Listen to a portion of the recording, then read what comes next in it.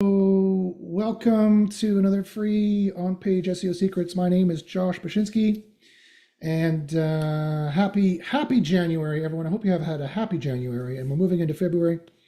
Today we're going to be covering on-page SEO secrets. It's going to be awesome. You're going to learn a ton of secrets here that you would have to normally pay a lot of money, usually. I've been doing SEO for 30 years. I've been to all kinds of conferences, and quite often people charge for these kinds of secrets at like SEO Rockstars or something like that. I'm going to give you a whole bunch of them today for absolutely free.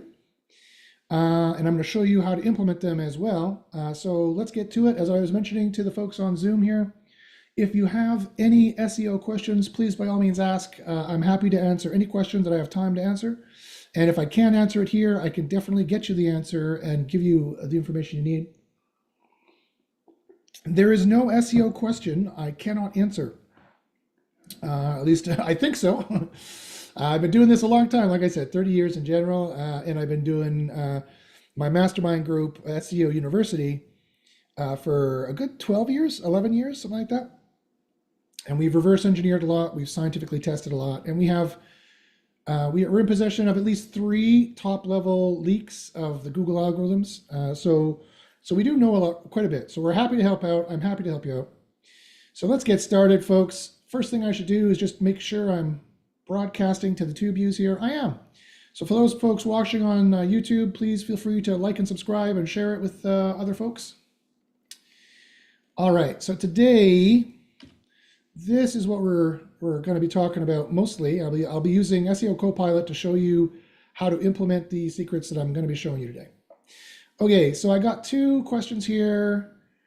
Ed is asking about SEO audits. Okay, great. I'll try to answer that, Ed, if I have time. Abdul, hey Abdul, says, also good question, so I give you a thumbs up. Abdul says, hi Josh, how to audit Shopify e-commerce SEO audit, what steps we should follow. Okay, great. You're the guys asking for the audit stuff. Perfect. I have that written down, your questions written down here.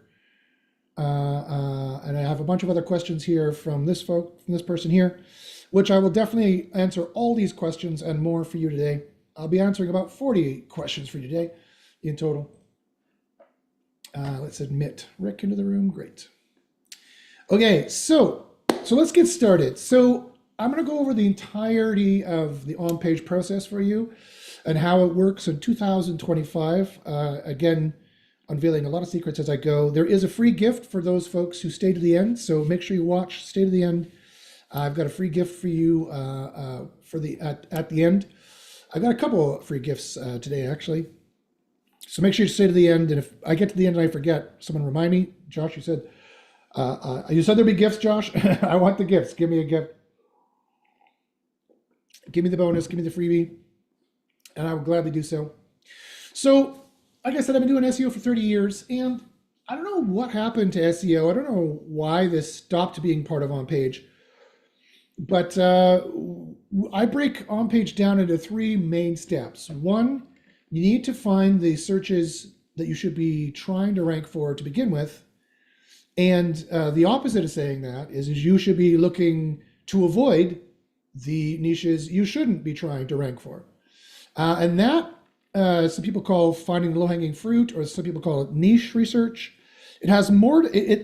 Some people just think that's all. Like you only do that when you're doing affiliate SEO. You need to find the products that make the most money, and you need to find the web pages that are easiest to rank for, that'll make you the most money, that have the most traffic. And the answer is yes, you do for affiliate SEO. And the answer is yes, you need to do that for everything. That's how you succeed at SEO. That's the first major secret I'm going to tell you, that I've learned after 30 years, that again, you'd have to pay a lot of money to go to a very high-end conference usually to learn, is that you should always be starting with a keyword discovery phase of finding the right ranking opportunities, finding the right searches. And that's always been part of the on-page process. A lot of people now kind of think that's like pre-on-page, and I can kind of understand why. It's kind of almost business planning and things like that. Client planning, planning out campaigns, SEO campaigns. But I included it in OnPage because at the end of the day, it's all those things. So it doesn't really matter. As long as you start with it, then you're good. If you miss this step, you're gonna have failure. There's gonna be problems. So I'm gonna help you Increase your game by at least 70% today by going through that. Then we look at the competitors. We look at the keywords. We look at the SERP, the search engine result page. We see what kind of page Google seems to like. We're looking at HTML widgets. We're looking at query intent. I've got good news for you. We can do it faster and more efficiently than ever before. I could take about 100 hours of work there and boil it down into 5 seconds of work for you, clicking a button and waiting 20 minutes for a report. So the AI does it more efficiently and looks at more data than a human ever could. And so I'll go through that very quickly. And the last part of OnPage we're going to cover today is the OnPage SEO. Making a page, putting in the keywords, showing you where to put in the keywords, showing you how to build these pages. And I got really good news here for you too. I've got secrets and I could show you a method of doing this, saving you 99% of the cost and 99% of the time it currently takes you, roughly, depending on how fast you want to go. And I could show you that too today. So we've got tons of super exciting tips and tricks to go through today in our over-the-shoulder tutorial. So let's get right to it. So again, if you're watching on YouTube, by all means, you guys put questions in the YouTube if you want me to answer them there. And if you have any friends who are trying to learn SEO, if you know anybody, know any groups that are struggling with SEO, if you know any groups who want to learn how to do SEO better, as I said, I've been doing this 30 years, and this piece of software is revolutionary. But whether you use the software or not doesn't really matter. The knowledge is the important part. And I'm just using this piece of software to give you a sense of how we would do it. So I would get them in here. Go ahead, share the talk with those guys. Get them in here, and if for live attendees, when you watch to the end, I'm happy to give you guys a first crack at the giveaways by the end.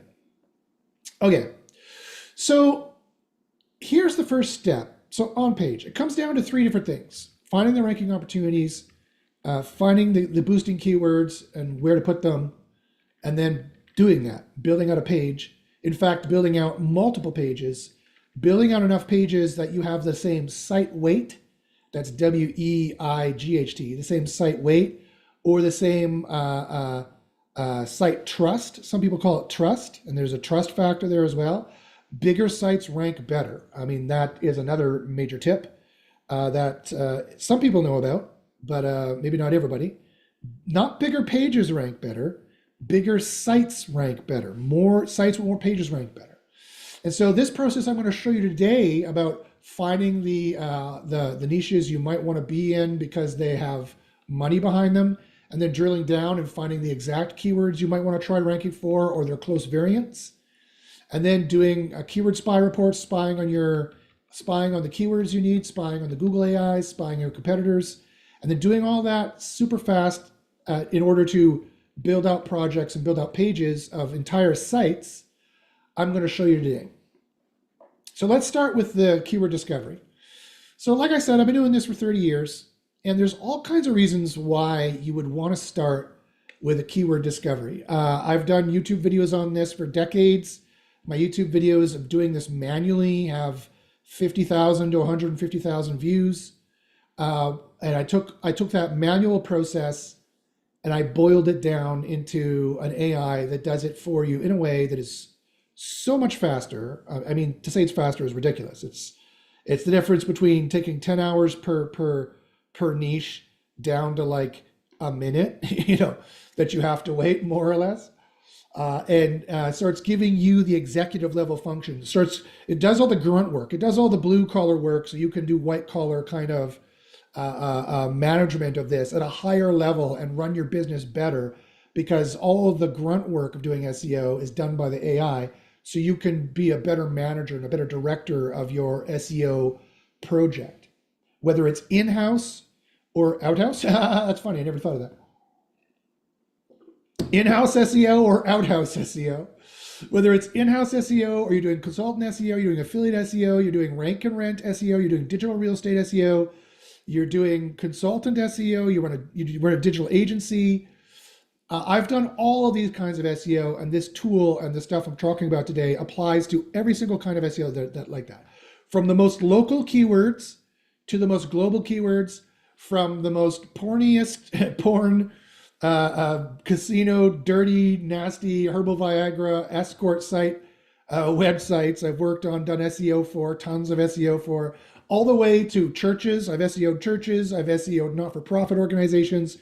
It is all the same. It all comes down to the same algorithms. It all comes down to the same kind of stuff that you need to do. Abdul says, I've keyword discovery plan from AppSumo. This is amazing. Exciting to learn the other tools as well. Awesome, Abdul. I'm glad.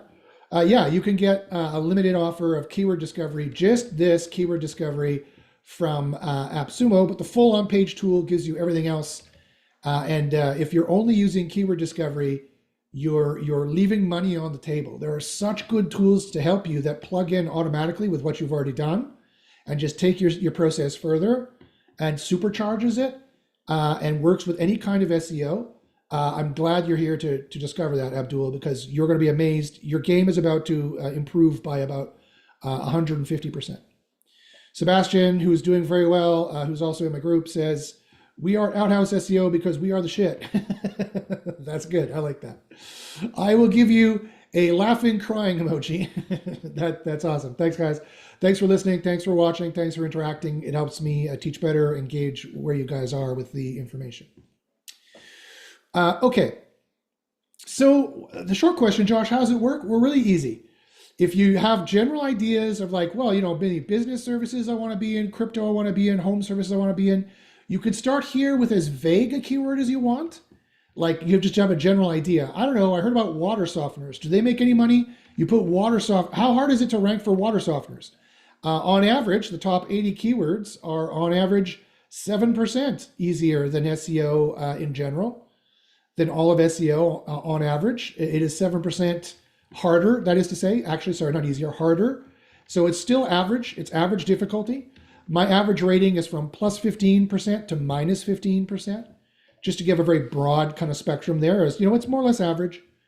It's no harder than any other SEO niche, really, including payday loans, including herbal Viagra, including all those other ones I've talked about, because our database has the ratings of tens of thousands of accounts, hundreds of thousands, tens of thousands of reports, hundreds of thousands of competitor analysis and niche analysis to give you a very accurate difficulty rating. These average keyword difficulty ratings are highly, highly accurate. Not only are they accurate from the breadth of the correlative data, we are well past the standard scientific and mathematical formula for, you've heard this before, this phrase, statistical validity. When they refer to, I've done a master's degree and I was doing a PhD in science-related fields, science and philosophy, psychology, philosophy, and neuroscience. And so I studied in my PhD. It was really boring, but I studied it.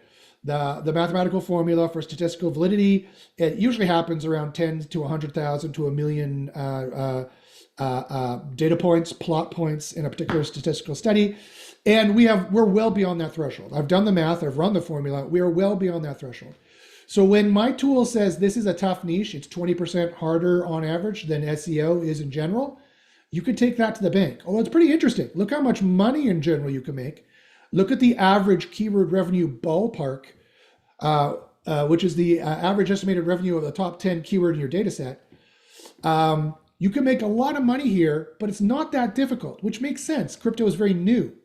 And because crypto is new, it hasn't had time to maturate. Like, say, I don't know, some of these other niches in here, like business services, have had a longer time for people to do SEO on. Now, my keyword review ballpark, so this number, this keyword difficulty number here, and you can drill down and get more keywords in here, of course.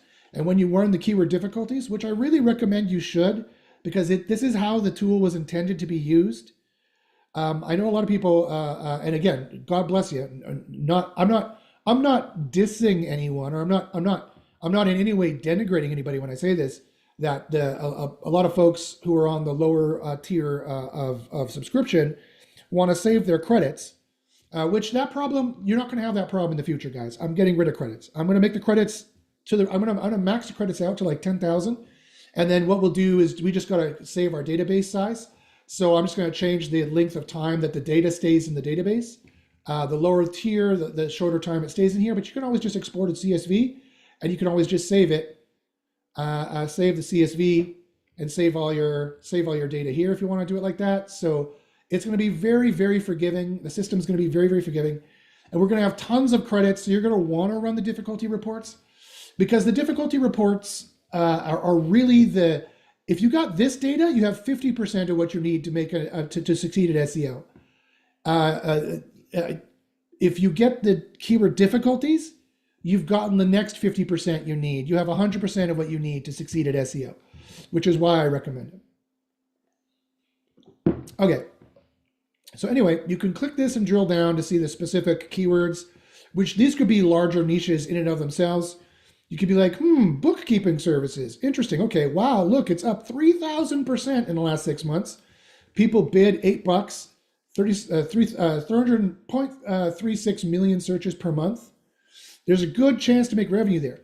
This difficulty score here also uses a complex AI checking the SEO on 1, 2, 3, 4, 5, 6, 7, 8, 9, 10, 11, plus another 2 or 3 factors in the back end that I don't share that are secret, for a very complex competitive analysis that no other tool has and no other tool does.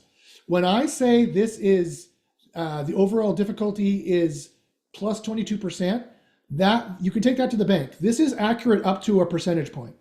When I say this is 21 to 23% harder than the average SEO niche, whatever that would be, you could take that to the bank. You know that, okay, although this is a tough niche, it's 20% harder, it's still doable, right? This is still within the realm of possibility. Not everybody knows what they're doing here, obviously, given the fact of how many keywords they have in key spots, right? Or how focused their page or site is on it, or how many backlinks, or how much traffic they have, or whether they have brand awareness or not. It gives you a sense of how good these people are doing here. And so when I say, also somebody asked this, there's these questions here. So what is high KRB and average KRB?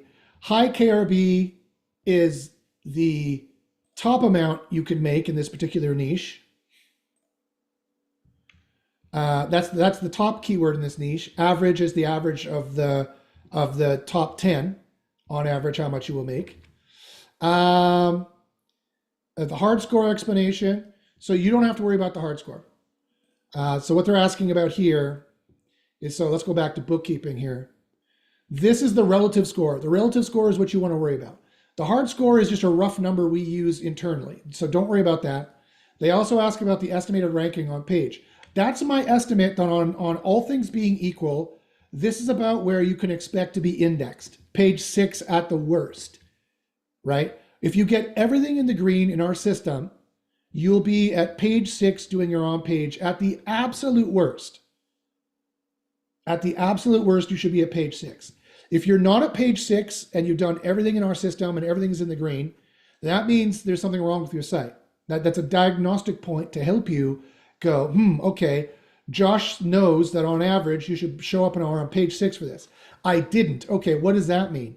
That can mean a lot of things. It could mean your site's not big enough yet. You need more site weight, site trust, and that's easy for you to fix. Just build more pages faster, harder, and make sure they're all in the green, which I'll talk about today. But then there's all of off-page SEO you need to do. There's all of all kind of SEO auditing you need to do, an SEO audit. You need to check your whole site. Well, basically that's it. There's off-page and technical, which are huge books in and of themselves that I teach in SEO University. If you want to learn all about that, I have courses on all these things. I have hundreds of hours of courses with the best tutorials on all these things. Just email me at joshbachynski@gmail.com. That's joshbachynski@gmail.com. In fact, you know what I can do here? If I was on the ball, I would just do this. Change my name. joshbachynski@gmail.com. I don't know. Can you guys see that? I don't know if it shows it to you when I'm talking, but okay. I'll share my email after as well. They also ask, what is the stronger, weaker column? This is just telling you who's stronger or weaker, who's variant on the average. So this is a strong site here, and it's Yelp. No wonder. This is not a candidate for you to be knocking off the SERP unless you're doing very, very well, or Google decides the query intent for the bookkeeping services should be different than what this is giving, which you can influence, right? If you make a high quality page and and users are liking it and clicking it and staying there, and doing some very specific things, which I'm going to talk about with another major leak from Google that was leaked. Some secrets were leaked from Google that I'm going to tell you about. Have you ever wondered if traffic is a ranking factor? The answer, it is. I'm going to tell you in multiple ways, and I'm going to tell you in broad strokes how it is today. So I'm going to unleash that secret for you.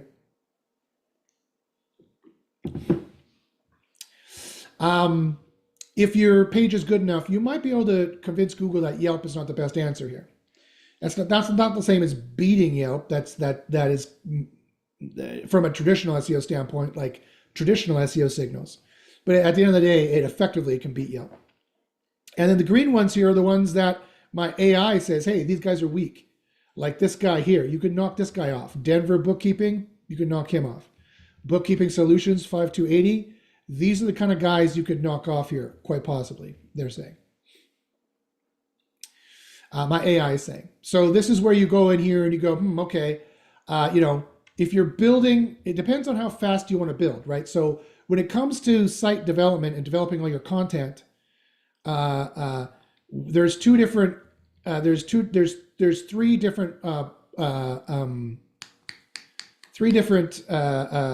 you can go about it. There's doing surgical SEO on this side of the graph, where you spend currently like 10 hours a page, tweaking it, getting all the I's and T's, I's dotted and T's crossed. There's spray and pray on the other end, and this is often considered white hat. There's spray and pray on the other end, which is you're building as fast as possible. And then there's what we call targeted carpet bombing, which is kind of in between.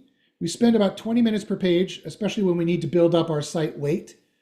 And we build, 5 pages a day, 25 pages a week, 100 pages a month kind of a deal, just to give you an idea. And I'm going to give you a better formula to compute that for yourself in a bit. But that's the idea. So if you're going through here, so the question is, how do I use this information, Josh? When you're going through here and you're like, okay, Josh, I need to build as fast as possible, we don't even bother clicking on this screen. When we're building as fast as possible, we go, okay, I'm going to sort this by easiest and go. And it's going to be great that I have ones that are also making money, so I make more money sooner. That's fantastic, right? And I'm going to build any of these that are even vaguely related to the thing I want to do. And if you're like, Josh, I don't have enough keywords related to what I want to do. Okay, fine. You need to drill down further. You want to stay on the bookkeeping services thing? No worries. Click this, go to get more ideas, and it'll make another keyword planner for you.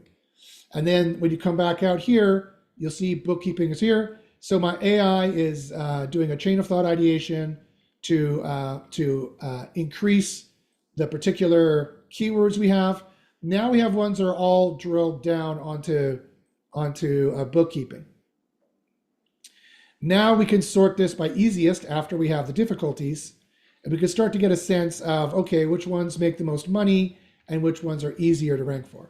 So if you're going faster and you need to catch up to your competitors who already have a 50-page site, a 100-page site, a 500-page site, a 5,000-page site, although that doesn't really matter how many pages they have in general.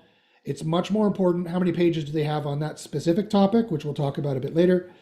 If you're trying to play catch up and you're doing more spray and pray to carpet bombing, targeted carpet bombing, which I got the idea from watching Masters of Air, which was an Apple Plus TV show, which was a pretty good show about the American and Canadian Allied bombers who went over and were deployed out of Britain during World War II. And unlike the British, who always bombed at night, and therefore their bombs were spray and pray literally all over the place, the Americans and Canadians, being the crazy bastards we are, we did it during the day. So more of us got shot down, but our bombing was much more targeted. So we dropped 20 bombs, but we'd be much closer to the target, and we'd have much more success. And that's why I liken using SEO Copilot and all of the SEO Copilot and all of the stuff you find in all of these areas, using all three of these together, I liken that to targeted carpet bombing quite often. You're spending about 20 minutes a page. You're just getting everything in the green here, and you're just going. And then later on, you check to see which pages are ranking in Google and which pages are not. And if they're not ranking where everything else is, you go back and look at that page and say, maybe I can fix this now. That's one way to approach it. I'll be talking about also how to do surgical on-page SEO today as well. Okay, so anyway, so you'd run them all. You'd be like, okay, here's the easier. This is all on bookkeeping. These are all related. These are all semantically related. That's how we build a cluster. We build one giant cluster with the index page at the top, bookkeeping services, and then all the subpages are all underneath in one giant cluster. That's how we build sites to be as powerful as possible. And these are all related enough to this to rank there. So you don't have to really think about it or worry about it. And then great, the ones that have money behind them, great. We're going to get that ranking sooner, faster, and later, so that we have money coming in sooner rather than later. Which is the main way to win at SEO. I'm going to say, now here's some more secrets I'm going to say that, again, are the benefit of 30 years of experience and turning around and looking back at successful SEO campaigns that I have personally managed that have made well over $1 million a year, numerous ones, and complete failures that have cost tens of thousands of dollars and failed entirely. I will hold my hand up and say, I've run both. And I will tell you what the difference is. The difference is failing to understand this one secret I'm about to tell you. You know how you win at SEO? People think you win at SEO by being the person that is right here. This is how you win at SEO, right? Ranking number one. That's how you do it, right? No, wrong. Wrong. That's not how you win at SEO. Ranking number one is not what you want to do in SEO. Not what you want to do. Now you might be like, huh, Josh, what? You're going to tell me some kind of white hat bullshit? Like if you're ranking number 5, you should be happy with that. You just build a lot of pages and then shrug to your client and say, I don't know what I'm doing. Sorry. No, I'm not saying that either. The person who wins, we always rank number 1 at SEO University. We can Babe Ruth it. We can point to a SERP and say, I'm going to put a fucking page here. And then months later, we have a page here. Just like it's 2004. I'll get to that in a second. I'll get to how we do that in a second. At least the on-page part of it, or a lot of the on-page part of it. No, what I mean is it's not the person who ranks number 1 who wins at SEO. What you want to do in SEO is not just rank number 1.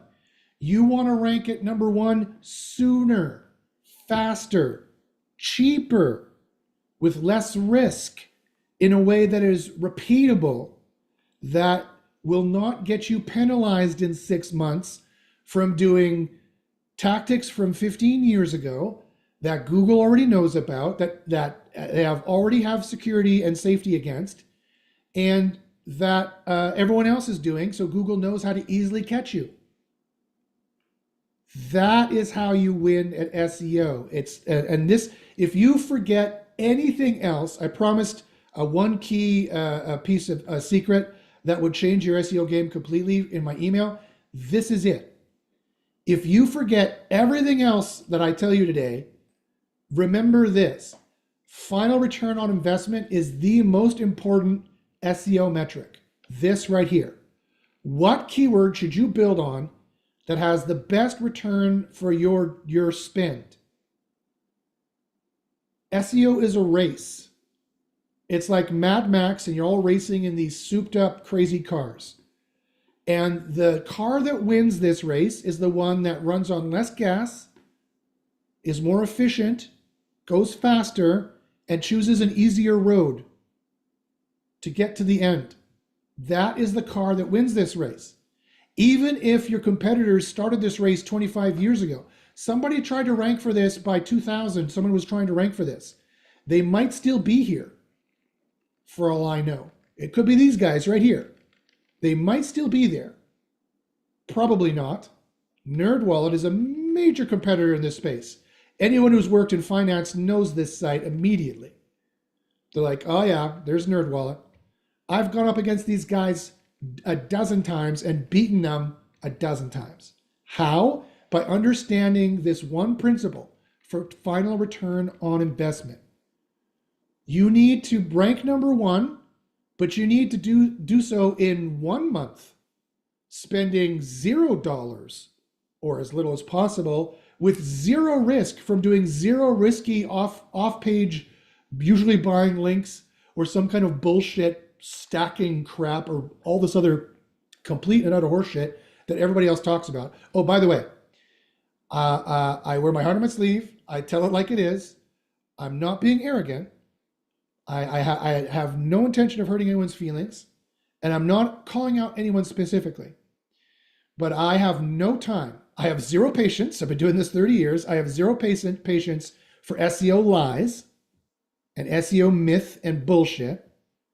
I have zero patience for that. And so should you, by the way.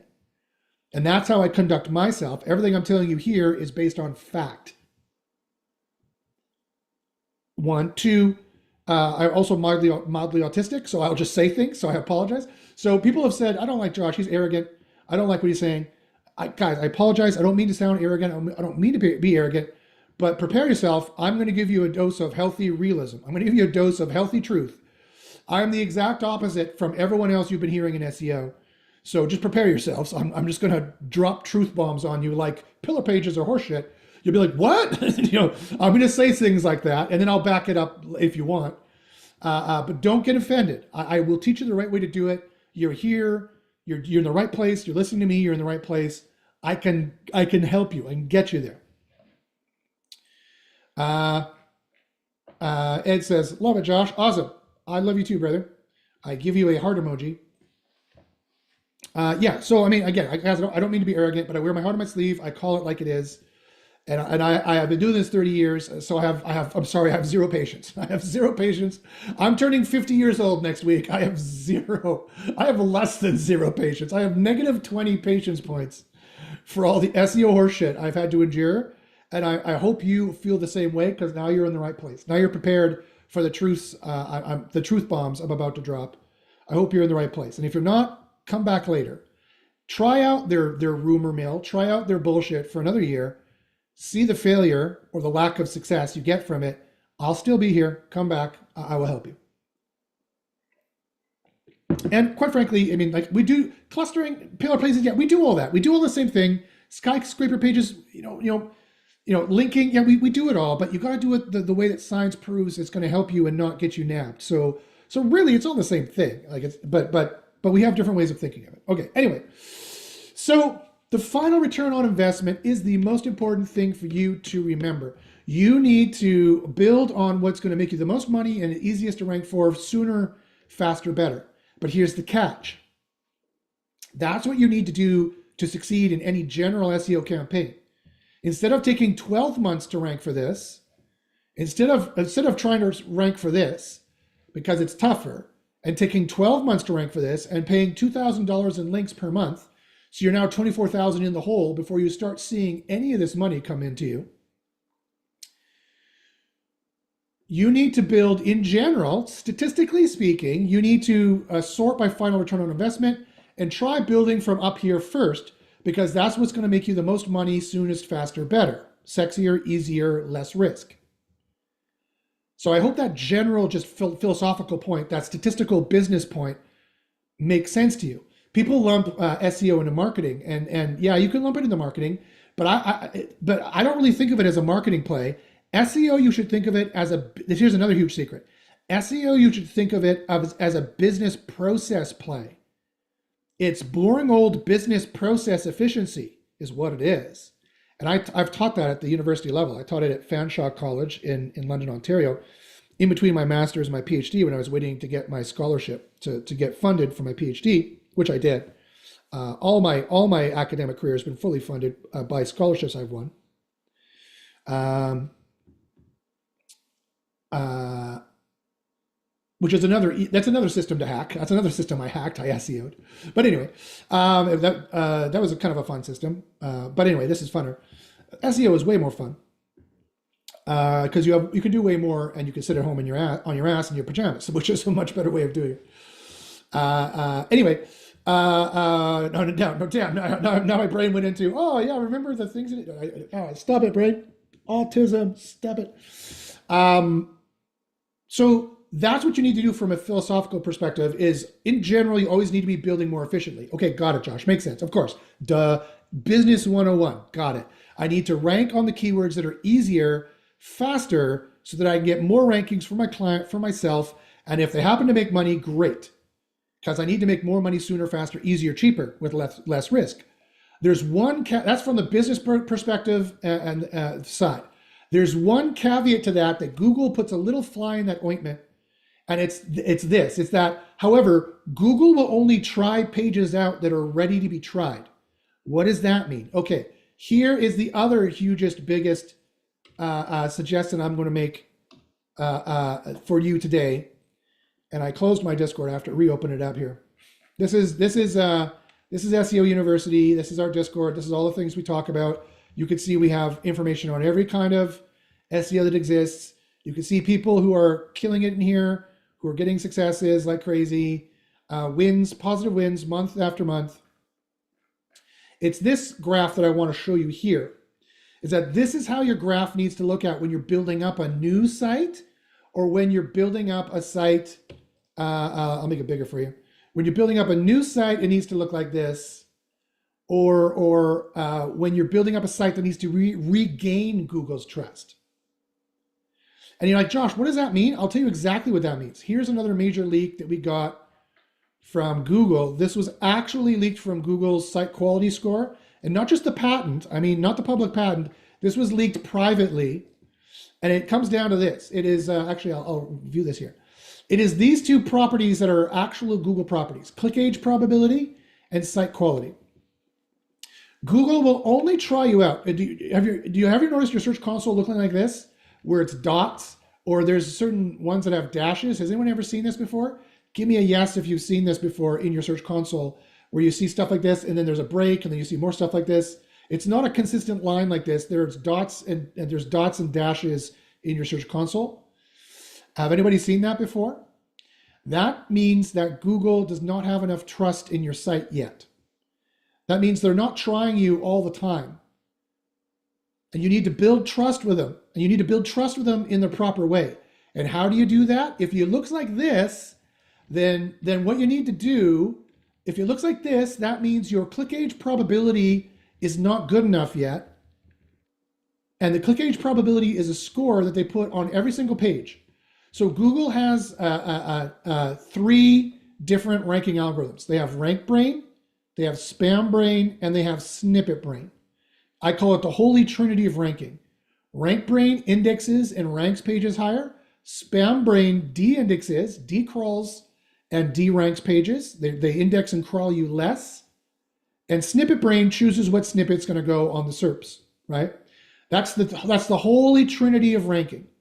And Rank Brain's primary score that it kicks out is this click age probability. Click age probability is the probability that users will click and stay on your site for a long time. And that is a score per page.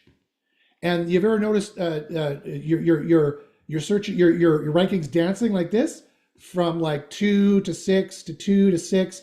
That's because your click age probability is roughly equal to everybody else on the SERP. And they're all boosting you higher to see what humans will click, and therefore what they're going to give machine learning signals to. That's how Rank Brain works. Don't believe me? How does Rank Brain work?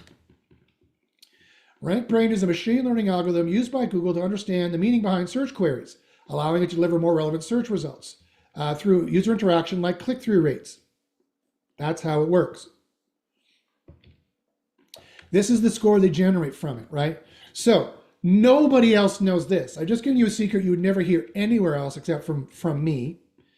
We've reverse engineered this. We know this for a fact. Now, So what does this have to do with what I was talking about? Here's what it has to do.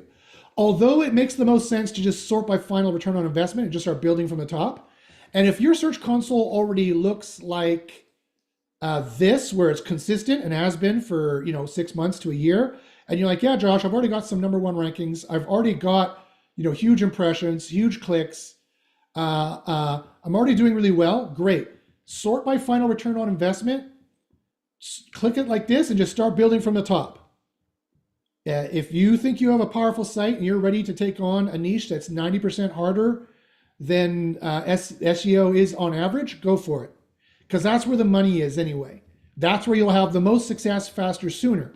You'll be bringing in money sooner, faster, easier, cheaper, and less risky than everybody else, meaning your car is more efficient in this road warrior race, meaning you will catch up to your competitors and you will surpass them and leave them in the dust, and they will die in the desert and look up to the sky and say, oh no, if only I had found Josh sooner. So that was a bit dramatic, but you get the idea. However, if your Search Console looks more like this, because your site's new, or it doesn't matter, it's been around for 10 years, it just looks like this, and you index pages and they don't rank anywhere, at least for a week, a healthy site indexes pages almost immediately. Within 5 minutes to 24 hours is what a healthy site does. And it ranks somewhere on page 2, 3, usually, quite higher if it's a very competitive niche, or if you're in the FOSS. Does everyone know what FOSS means? FOSS stands for Finance, Health, and Safety and Security. It's the new acronym that replaced YMYL, Your Money, Your Life, which used to be only about health queries and financial queries. Now they've added safety and security into that acronym as well. It's the new acronym. FOSS. What is... nope. Not now. For Google. Well, I know that's what it's called. I don't know why I can't find it. Maybe because I said something stupid here. FOSS NYMYL. That's weird. Maybe Google has removed that information from online. Maybe that was from a leak. I thought that was public knowledge. Anyway, that's what it's called. Finance, Health, and Safety and Security. It's taken over for YMYL. It's not called YMYL anymore. And it includes spammy niches like SEO, payday loans, things like that as well. So you could have a site that's been 10 years old and it looks like this. You're not healthy or trusted enough yet in the niches you're trying to rank for. And you might be like this in like niche ABC, but you've branched out to niche XYZ, and so it looks like this. That also is an indication that maybe you should be building it on a new site. Every site should be laser focused to one topic. If you're trying to rank for bookkeeping services, if that's what you're trying to rank for, you should only be building these ideas. When you've exhausted them, look for more ideas in this area, or don't build anymore, build a new site or a new subdomain. Subdomains are new sites. Anywho, if you find, anyway, for whatever reason, you're not indexing fast enough and your Search Console looks like this, then what you need to do to build up enough pages to be competitive with everybody else and get a good click age probability enough that they're going to try you enough that if enough people click these on pages, these are the score per page, then they'll give you a site quality score for the entire site. And you can see these scores are very much like the old PageRank. Those people who are in the know will know that PageRank is actually not 1 out of 10. It never has been. It's always been a floating point percentage. So it's 0.01 to 0.99, and that's what Google likes to do all their major scores in. So here's your Panda score, or AKA site quality score. And it's also in there with your PageRank score and PageRank nearest seed, which is a different one. Where am I getting those from? Those are all from the API documentation from Google's content warehouse that got leaked. Did you know that 7,414 pages of all of Google's ranking algorithm was accidentally leaked publicly for 2 days on their GitHub repo? On their GitHub repository, if you don't know what GitHub is a site that has versioning and allows you to keep track of branches of different trees of versions of software. And there's a private and public version. Google has had Alphabet has had a public version for years. They accidentally made the private repo with including all of their ranking factors, like spam, for example. Did you know that they have numerous spam factors, like spam brain, like I told you, spam brain data, spam Muppet joins. That's the Muppet joins. Muppets are for panda and penguin. They call them Muppets. They have a ton of spam algorithms. Spam rank, spam score 1, spam score 2, report spam, client spamminess, etc., etc., etc. Spam score, etc., etc., etc. Google has 20 different spam algorithms that work in conjunction with Spam Brain. So again, there's a common myth out there. Here's another knowledge truth bomb I'm going to drop that you won't hear anybody anywhere else, and you'd have to pay a ton of money in some conference to get. I'm giving you for completely and utterly free because it pleases me to do so. Spam, they track spam all over the place. So don't think for a second they don't. Spam is very important. It's one of the bigger ranking factors. Like I said, there's rank brain here and spam brain here. They are the main two. It takes two, baby, and that's what it is. That's the yin and yang of ranking. Rank brain boosts you up, and spam brain de-indexes you and has you crawled less, has you tried less, and has you rank lower on a page or a site basis. So, so when you're trying to build up your site, again, normally you go by final RI, but when you're, the only fly in the ointment there is that when your site isn't healthy enough to take on tough or not recommended niches, then you just need to adjust your process a little bit, and you need to sort by easiest and go from there. And you need to build aggressively. You need to catch up to where your competitors are. Again, this race, the gun for this race went off 25 years ago in some cases. And you have competitors who've been trying to accrue signals for 25 years in some cases. But the good news is that many of them have gone out of business. Many of them have lost. Many of them have failed to listen to Google, failed to listen to people like me. Many of them have sold out and gone somewhere else.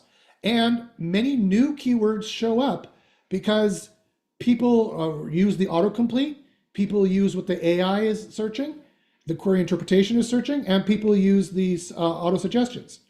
And also people speak now with voice to their phones and try to get new things. So you would be very surprised as to, wow, look how easy it is to rank for keywords that make a fuck ton of money. Holy shit, why is that? Nobody here apparently knows how to do SEO for this. That's why. It is a huge advantage to us that the rest of the world thinks SEO is dead or dying. Good. You guys keep believing that. Yeah, it's dead. Go away. Bye. See you later. That's how you get niches like this, where you can make so much fucking money. Even if my keyword revenue ballpark is off by a factor of 10, which it can be, by the way. It can be off by as much as 10. This could be more like 20 grand a month. But I guarantee you, if you're ranking number 1 for bookkeeper service, you're making a fuck ton of money. I guarantee you. This is highly accurate. This, I fully admit, is just a rough ballpark. And somebody asked, pre-asked, how do you come up with that number? I'll tell you. It is 30% of this times 5% for a conversion rate times a certain ratio of this based on whether it's low, medium, or high. That's based off of science, by the way. The Google Economist has put out a public report that on average, across hundreds of millions of customers, on average, you make a 1-to-2 ratio by buying Google ads, which is a fancy way of saying that there's a 50%, a 50% Google tax. They tax all of you to use Google ads, by the way. If you're only making a 1-to-2 ratio of profit, that means you're paying 50% out of the nose to get that other 50% of profit to rank number 1. You can give away. Would you sign up an SEO to take 50% of your profit? Well, that's what you're doing if you pay with ads with Google. So SEO is still way, way cheaper than Google ads. Anyway, on average. But I take that 1-to-2 ratio. So if it's $9 bidding, it'll be $18 on the low end. So 18 times 30% of this times 5% of that. up by 2,752% because it's the 5% is up quite a lot as a bigger conversion rate because apparently it's so fucking hot and so people want to buy this, and that's how we get this number. It is a rough number, I fully admit, but that's what this person asked here. So I think I've answered all these questions now. If not, and I think that was you, Abdul. If not, I could be wrong. If not, please, by all means, ask more questions in the chat. I'm happy to answer them. Okay, so let's review. So you're like, okay, Josh, I get it. SEO is a race, of course. Businesses have to be efficient. Got it. SEO is no different. Of course it is. I need to rank sooner, faster, cheaper, easier, with less risk than everybody else. Otherwise, how would I ever catch up to them? Of course. Got it. And how would I ever stay ahead of them? Of course. Thank you. Probably the best information I've heard all week, at the very least, if not for the entirety of my working life with SEO. Got it. Okay, and you learn this by winning big and losing big. Yep. Okay, good. I'll learn from your mistakes, Josh. Perfect. And I get it. Okay, Google's just not going to let a 5-page site rank for these queries. There's a reason why you need to do the keyword research from the other perspective is by accident, you're going to choose to rank for these things.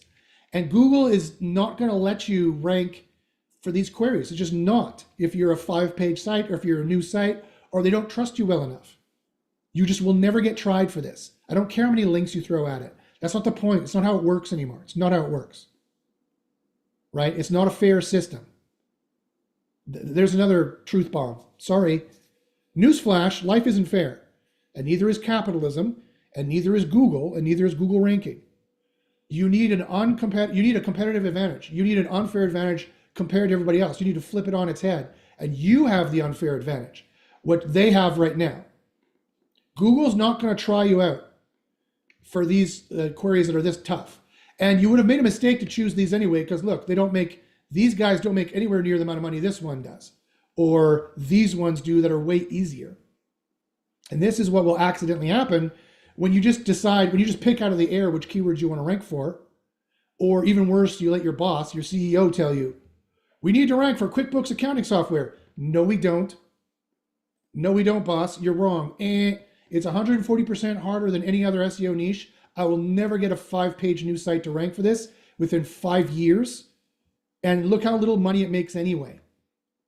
I've got 10 different keywords which are way better in the same area.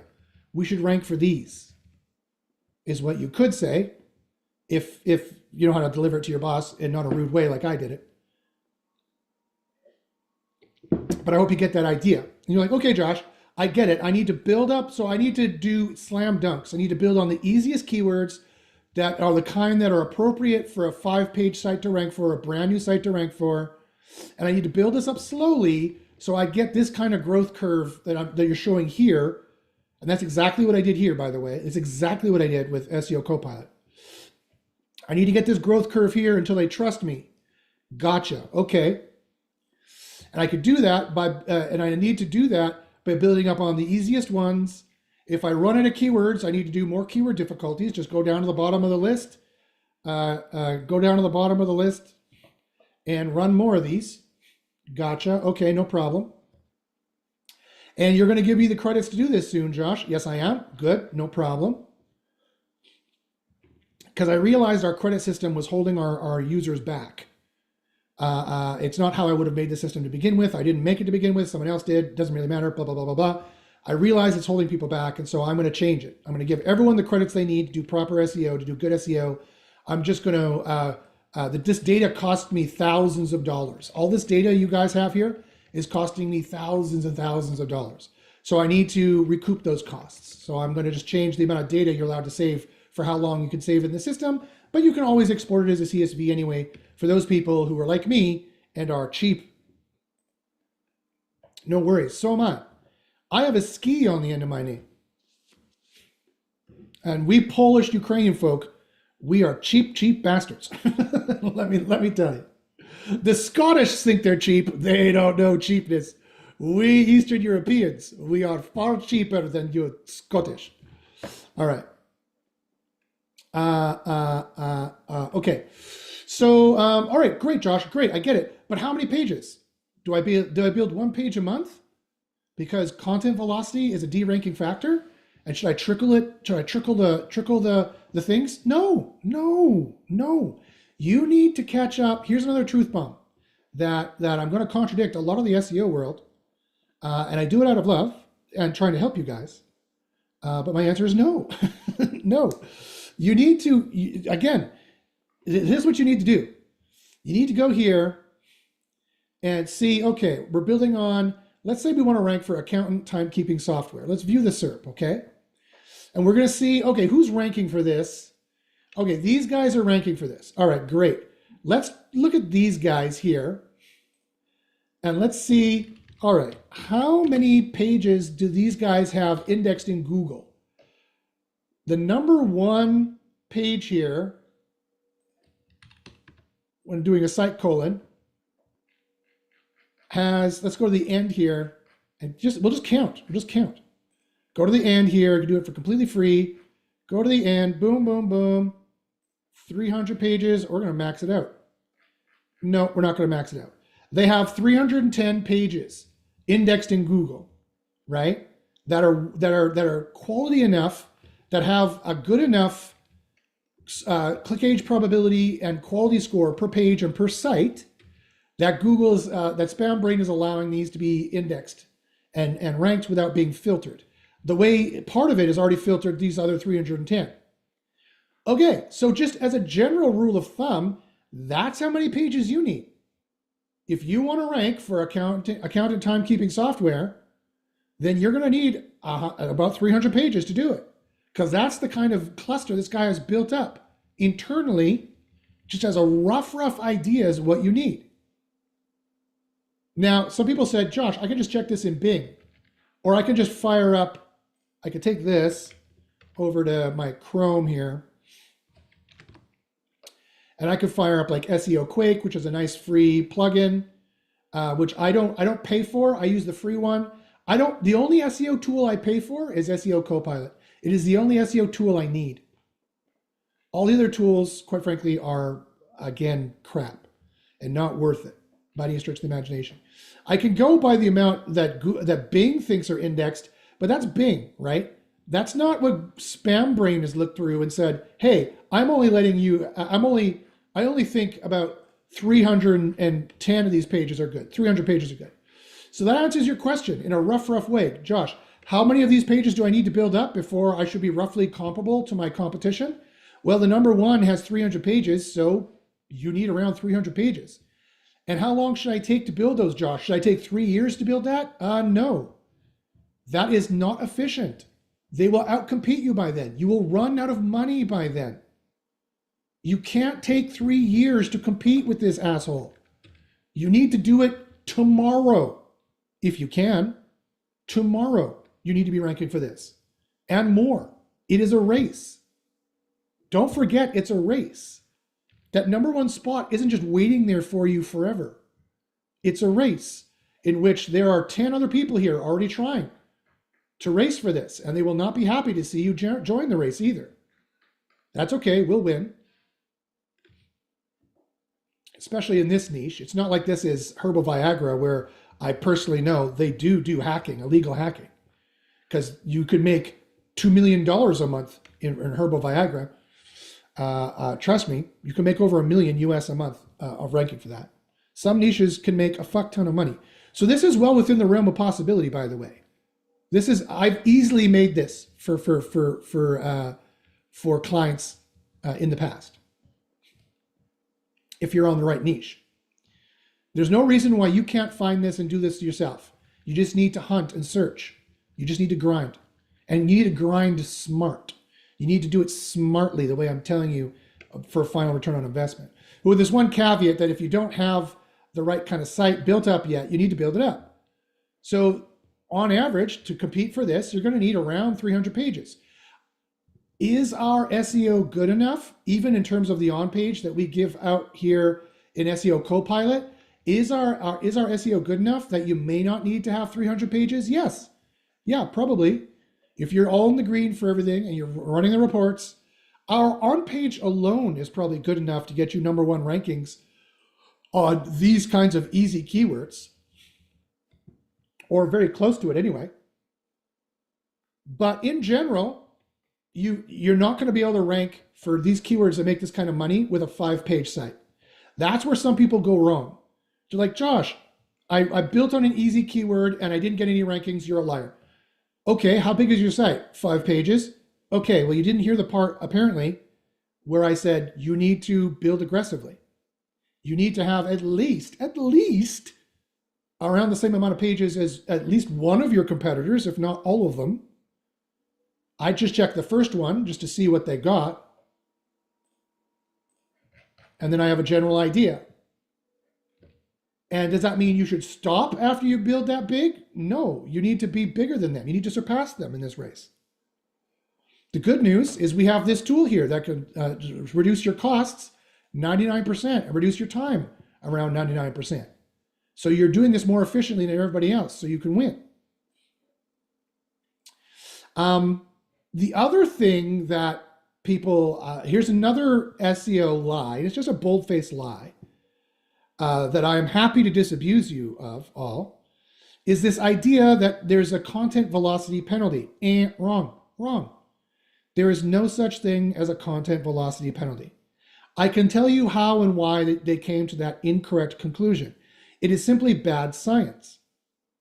So what a bunch of people have done who spread around this myth that there's a content velocity penalty is they build 1,000 pages in ChatGPT or some shitty AI that's free, and they don't get it all in the green, and they don't follow any of these suggestions here, and they put 1,000 pages on their site, and they put the sitemap up, and the site either crashes all of a sudden, or it never ranks very well to begin with. And they go, therefore, there's a content velocity penalty. Can anyone tell me why that's terrible science? Can anyone explain to me how and why they have not excluded their variables? You can't do this in the field. There are 300 ranking factors at play. You cannot do this in the field. And so, yeah, if you add 1,000 shit pages to your site is going to tank. And you already know why, because that's the difference between click age probability and site quality. The click age probability for these pages are terrible, meaning Google tries you across the entire site less, and therefore that will drop your site quality score. Also, Spam Brain will start picking apart, which has nothing to do with this. Spam Brain, this is all Rank Brain. Spam Brain, Rank Brain is not trusting you as much and ranking you less, plus Spam Brain is also pissed off at you and starts pulling your pages out. Have you ever noticed in your search console something that looks like this? Let me show you. Here is another major, I'll show you for this guy here.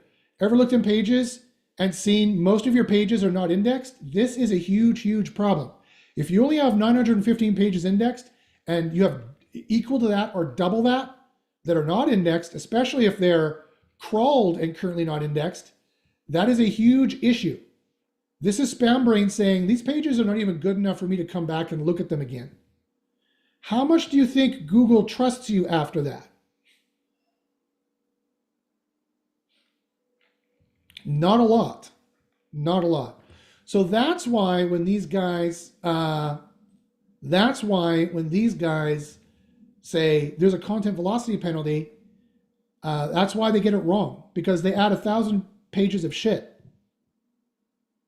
When we add tons of pages that are all in the green from our system, this occurs. We get ranking boosts. This happens. And continues, by the way, even after we're done. I could prove that to you. Here's the Search Console for that site that I no longer am working on at the moment. Our agreement is over for now. This is how that stuff started building us up. You see they got tried a lot, started building up the rankings here. You see the rankings shoot up here. This is the entire site benefiting. Not that they really needed benefit. I got them 2.6 million impressions and 100,000 clicks, which is not too bad. That's not too bad. It's about average for us. Here is how it looks still. They're still ranking. It's still going well. You see it's going up. And I stopped it around, I don't know, here. maybe around here, stopped it. You see, stop building, they went down. Although actually that's not true. They were still ranking fine. Google just started ranking them for a lot more, trying different stuff. And these are all keywords that make the client money. These are not best Jaguar parts of 2022 informational queries that have 10 searches and make no money. These are all parts that they sell that make them money.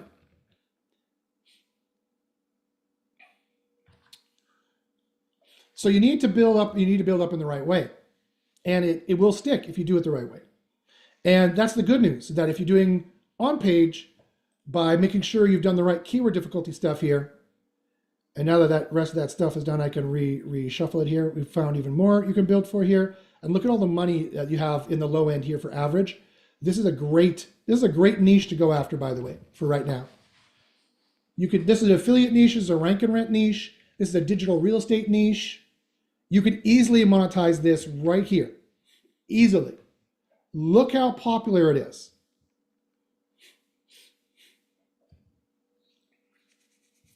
If you're like, Josh, I don't do bookkeeping, why would I want to rank for this?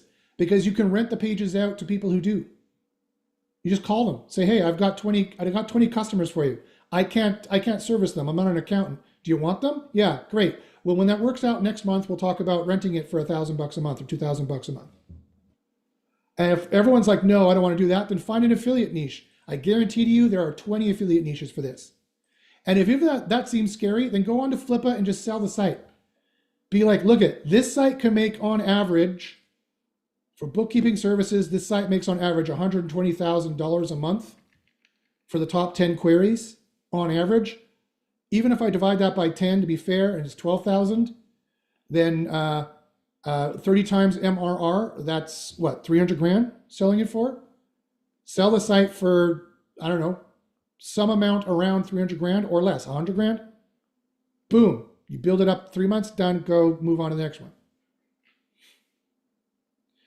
Ed says, Josh, does SEO Copilot's keyword difficulty for each keyword draw on average SERP, DA, PA, and RD? Nope. Yes, it does. It's built in. But unlike Ahrefs or SEMrush difficulties tool, which is based on nothing but links, links is just one factor in like 15 different factors.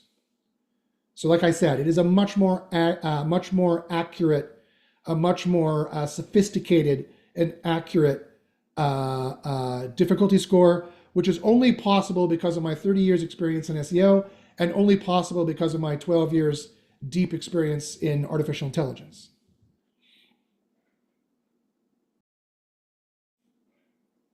Thank you for the question. I give you a thumbs up. Okay.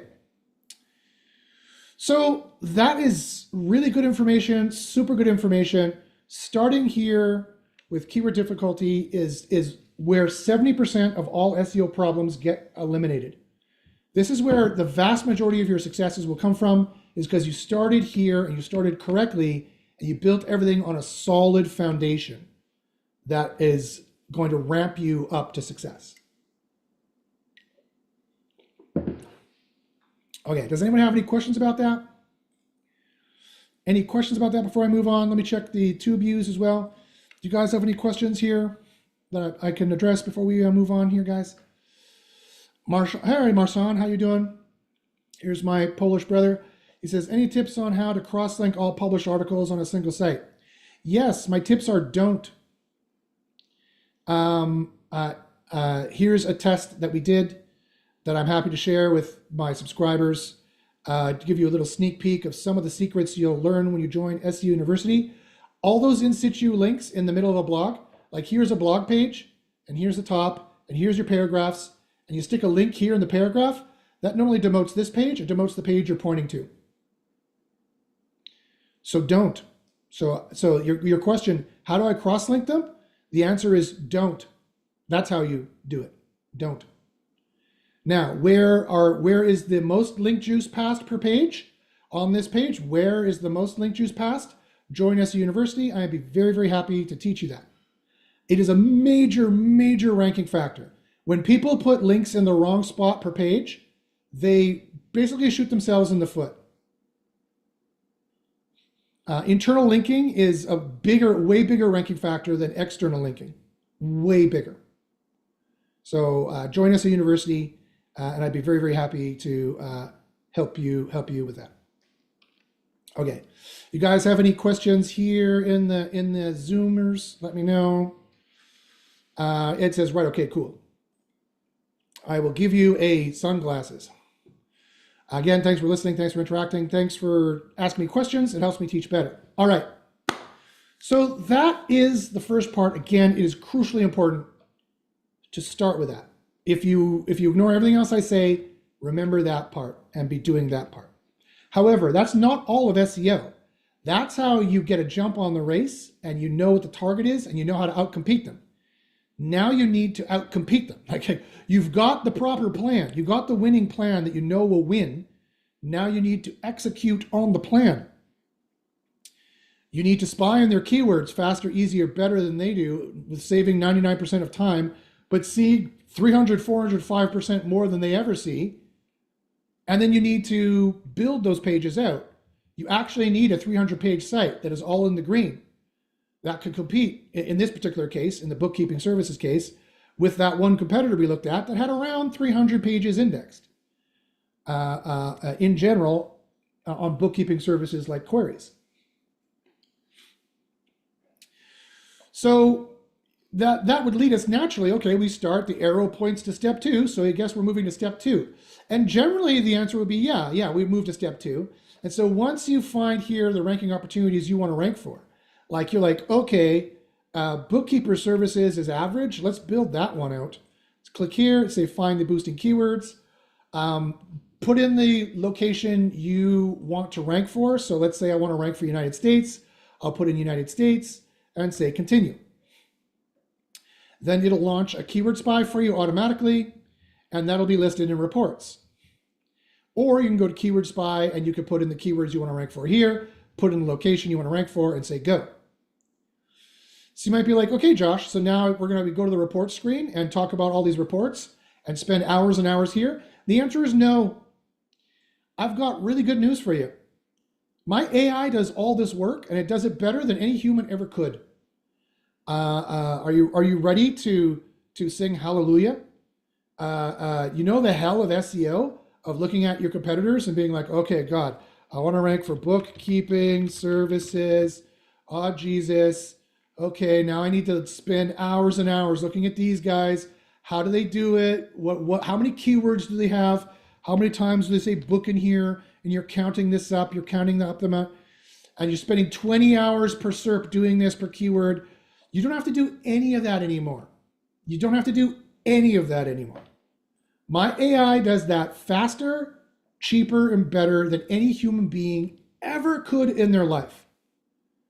So I've got really good news. The good news is you run your keyword spies and you say, great, it's done. And after it's done, you go, okay, let's generate an AI article. That's it. When it's done, you go, let's generate an AI article, and I'll go in and turn it and make it all in the green. I'll go fix it afterwards. So you click this here, you say, yeah, I want to use all this stuff. I'll show you how to do this later. Yeah, blah, blah, blah, click, go, boom. And it analyzes for it and builds you, and you should see the metrics here.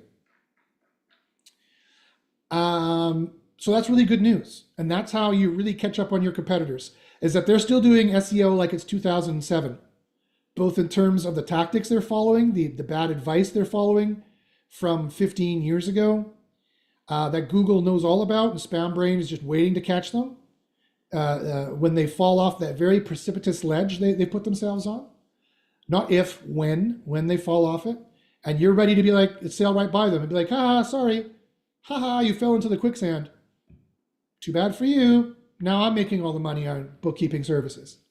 Now I get to retire early or get to diversify my income.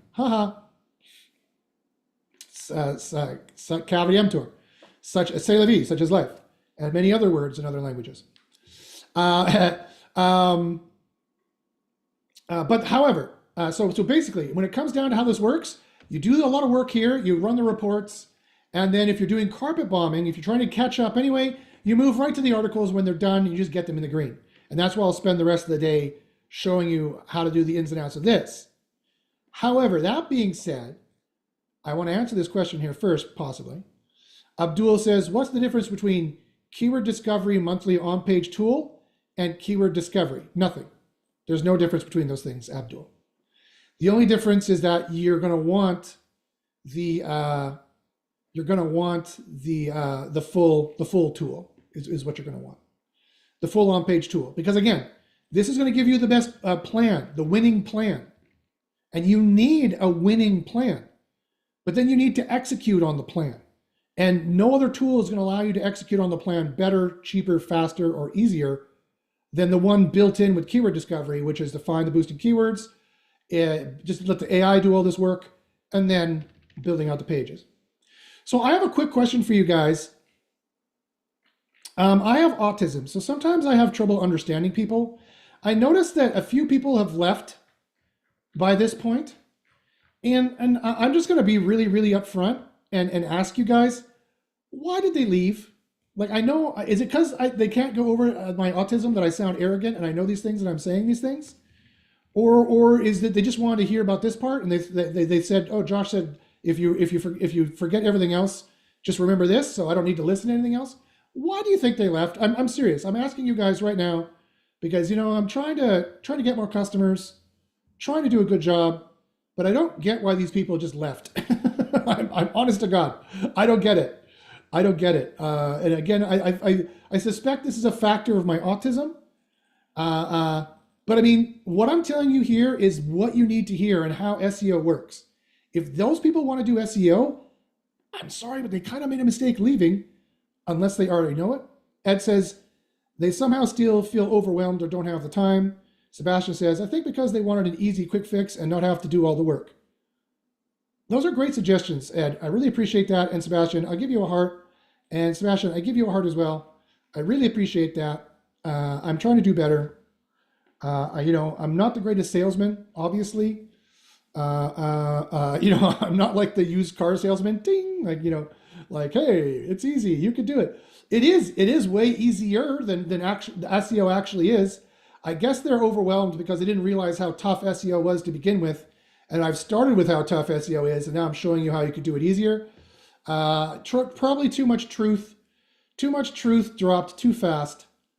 Probably the reason, which is what I'm reading between the lines, what Ed and Sebastian are saying. Anyone on YouTube who has a suggestion, I'll take it. Like I said, I have autism, so sometimes I really have trouble understanding folks. GD says, been following for years. Thanks, GD. And it's because we never walk away with anything other than pay me for classes. Some of us just own small sites that got wrecked by Google, and we are not SEOs. Fair enough. Yeah, I understand that. I know there's this kind of GD says, we do not want to resell services. We want to learn and fix our sites. Okay. Well, I can address, thank you very much for being upfront and being honest. I really, really appreciate it. I give you a heart as well. I give you tons of hearts, my friend, and a yay, happy celebration thing.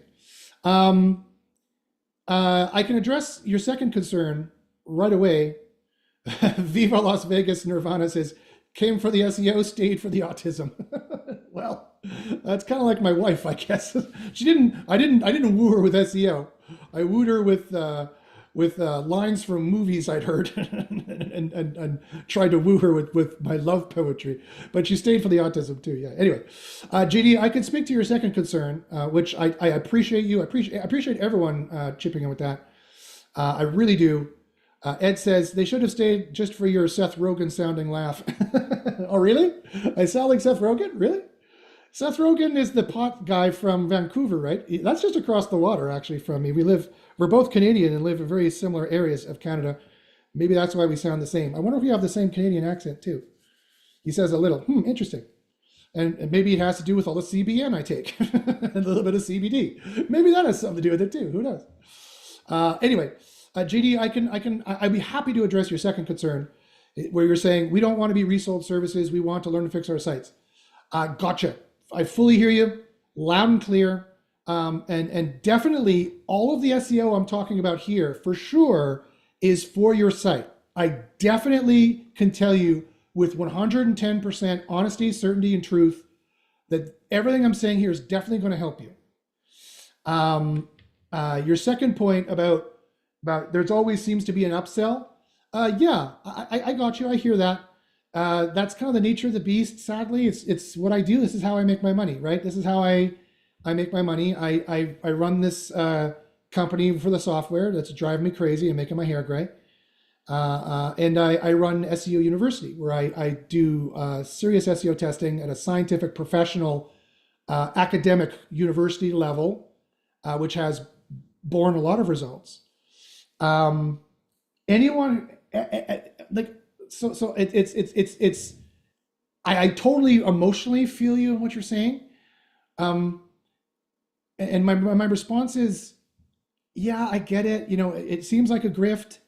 But wouldn't you admit that kind of everybody in SEO is a grift? That's kind of the way it is. I mean, there's not a lot of ways to get around that. And quite frankly, any of the I'm giving you a ton of free knowledge. I'm trying to anyway, trying to give you a ton of free knowledge in the YouTube here. And I'm going to give you more free knowledge as well. And there's a free trial for the software. You could try it free for 2 weeks. So there's a lot of free stuff here too. But quite frankly, anyone who is just trying to educate the world in SEO, I don't understand where this idea came from that you can get everything online for free, and you should. Maybe it's because I'm Gen X. Like I said, I'm turning 50 next week. I'm just on the cusp of millennial Gen X, and I mean I get it. I like free stuff too. Everybody does, of course, but I don't know. Maybe it's because I'm a Gen Xer, but everything that is offered for free, there's always a hidden sale. Always, even on the people who are giving free YouTubes, the cost is that because it's free, they didn't take any pride of ownership of creating it, and all the free blog posts out there that maybe you're comparing this upsell to, maybe I don't know. Maybe I'm just spitballing here, just being honest, just again speaking from the heart. Maybe the comparison is that, well, I can go to Brian Dean's website and get this all for free. The answer is no, you can't. It's not going to work. That information is 15 years old, and all the good information is behind paywalls, and that's just the way that it is. All the good SEO information is behind paywalls. And that's Eric Lantra's, me, Ted Kabitis, Clint Butler, Kyle Roof, even Chase Reiner before he got out of SEO because it was too hard for him. A number of which have been colleagues of mine or my protege. They all have upsells. All of their free information is given with a caveat. I like to think I give away more for free. That's going to be more helpful to you. But I know how tough SEO is. And but I don't want you to lose heart. I know a lot of people come here, and guys, listen to this too. Again, if you take nothing from this, maybe take this. And this is again from the heart, me being completely honest, dropping all ranks and not trying to make any sales whatsoever. SEO,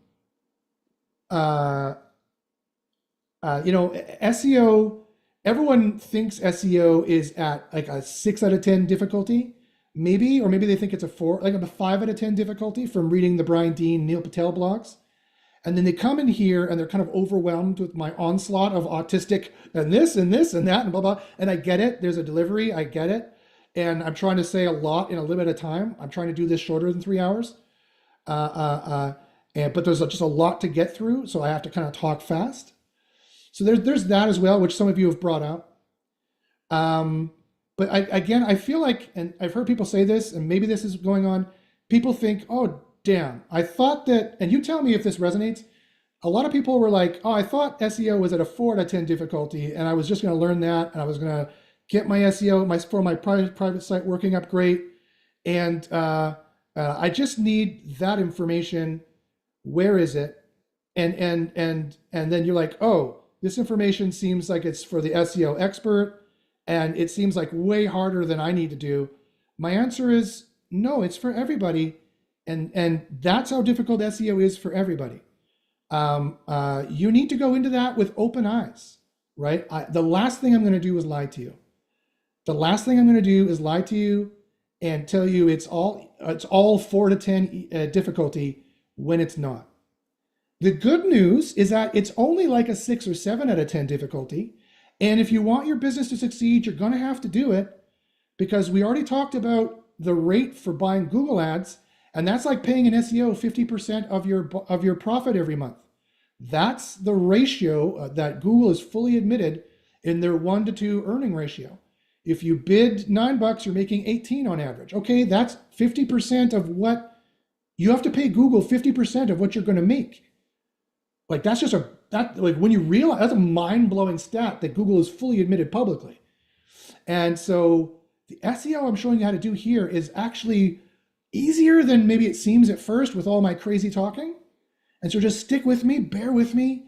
Sorry, bear through my autism. I apologize. I'm like Rain Man. I'm very forthright. I'm telling you the numbers, right? I'm like Dustin Hoffman. You could be my Tom Cruise. And it's not that hard. Stick with me.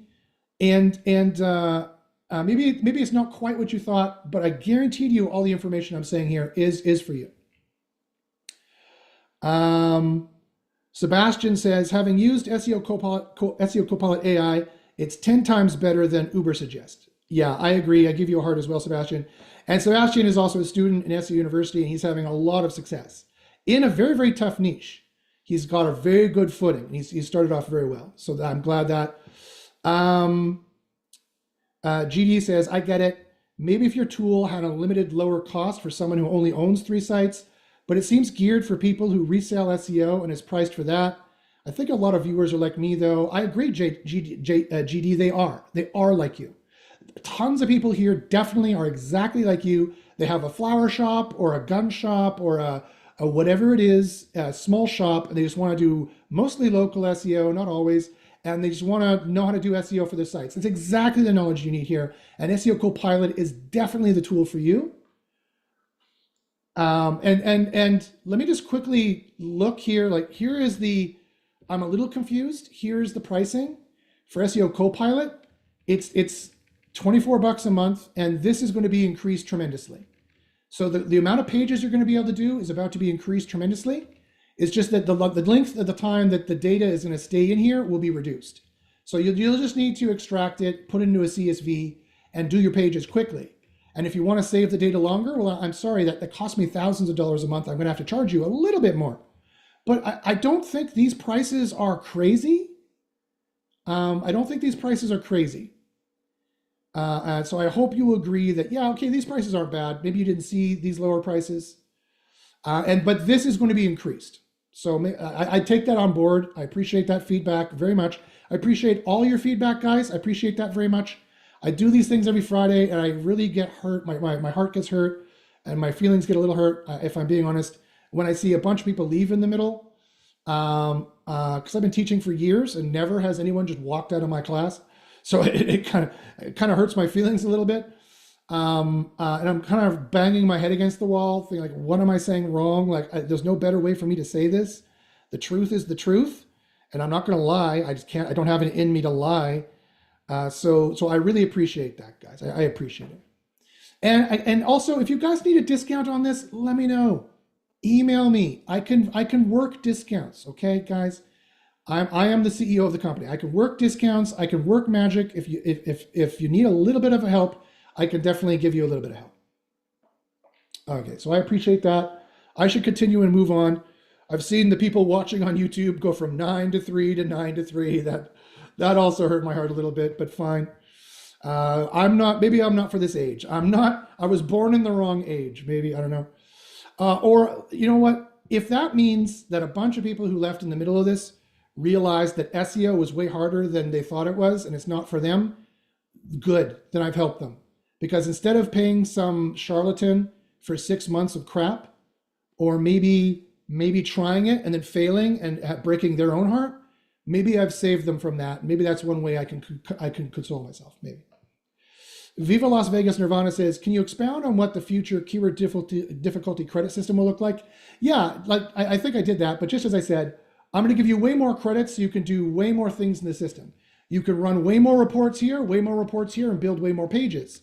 It's just that the length of time these reports will stay in the system for you, they're going to be automatically deleted after a week, 2 weeks, 3 weeks, or 1 month, 2 months, 3 months. It depends on how long you stay in. So easy peasy. All you have to do is just download them, and then you've got them.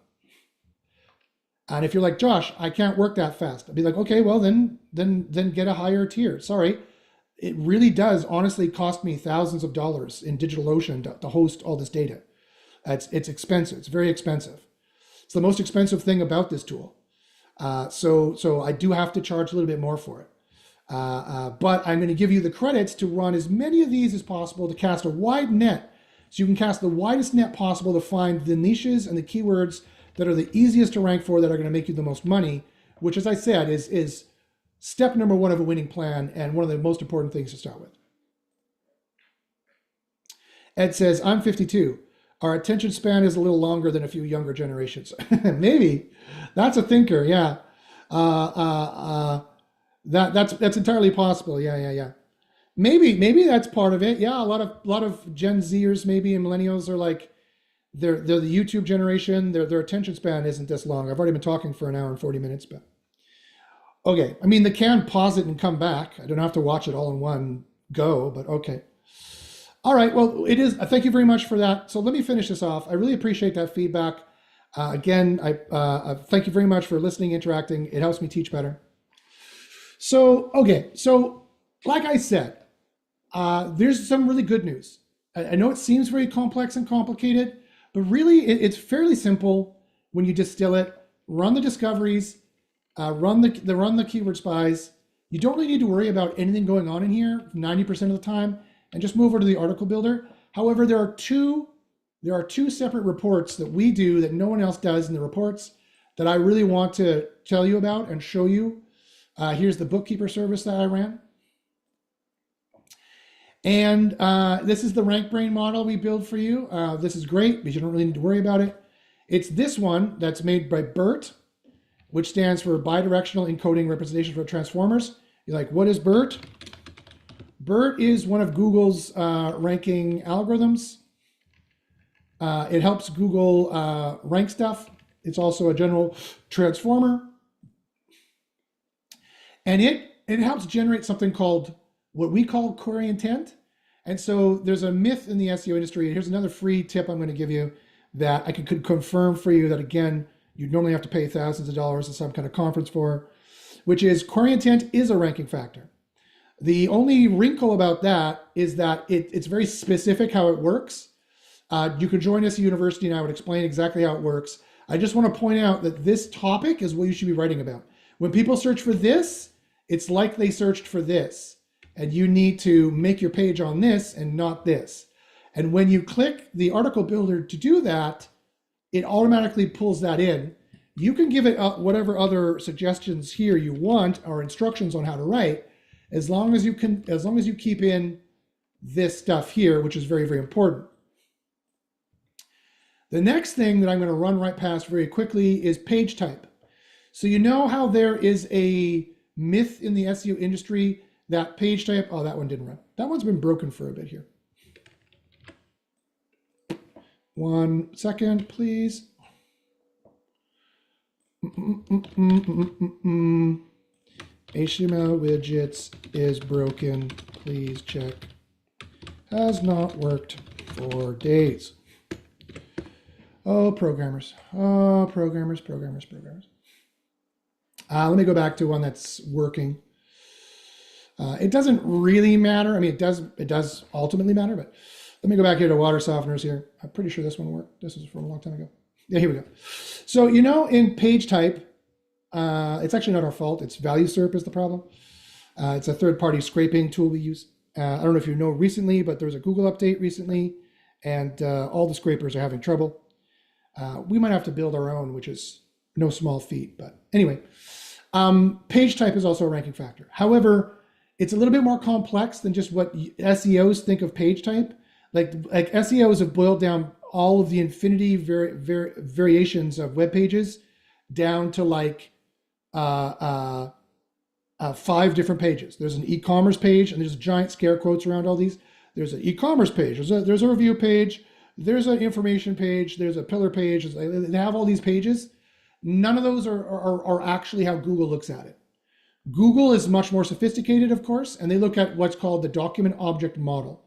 The document object model is the object model they get from rendering your HTML. And it makes an object model based on these elements. And not only is it based on these elements, it's based on the attributes inside the elements. So if you all have a class called product listing, you're going to rank better, for example. And the elements inside of elements, and the elements inside of elements inside of elements, and the values inside the elements. All of those things are ranking factors, all of those. And that's part of RankBrain and the machine learning they do. And that's part of the way that they calculate this click age probability. And guessing that the kind of content you have on your site with the kind of HTML you have on your site, which is producing a certain kind of look, a certain kind of what we call HTML widgets, like the feature comparison widget, the frequently asked question widget, the customer review widget, the buy now widget, product information stuff. That is what is going to rank better and be tried more. So, and this is research that no human could do. My AI has looked through tens of thousands of lines of code to come up with the machine learned vectorization. The vector embedding is the fancy way of calling it, of what that object model would be, and giving you a renderization, a default stock renderization that again is used automatically, that you don't really even have to think about or worry about when you click the generate article. If you leave this sentence here, it will use the page type or the HTML widgets that it found in the reports. Or you could put in whatever other instructions in here you want, or you can paste in any HTML in here you want. You can also put the HTML in the custom knowledge base. What is a custom knowledge base? It is a file that has a .txt extension that basically has clear and comprehensive writing instructions that you can be like this. Use this author profile and it'll use it. Write about this product. And I gave it a fictitious product. This is for the EMQ or exact match query. This is for the search I was trying to rank for, CBD oil for cats. I made a fictitious product called Ultra Pet, and I gave it this information and it wrote about it. And I said, use these testimonials, stuff these testimonials in where it says testimonials, and use these ratings and stars, and it does. So you can use that as well to get way more tailorization. Our writing tool uses a very complex chain of thought ideation that is far, far better than any other AI writing tool on the market for SEO. We are years ahead of our competition, which I'm very proud to say, and that's just a fact. It really is customizable and it really is great. As you can see, it generated a great article here with pros and cons, frequently asked questions, tables of data, information to make the most useful article for the end user possible.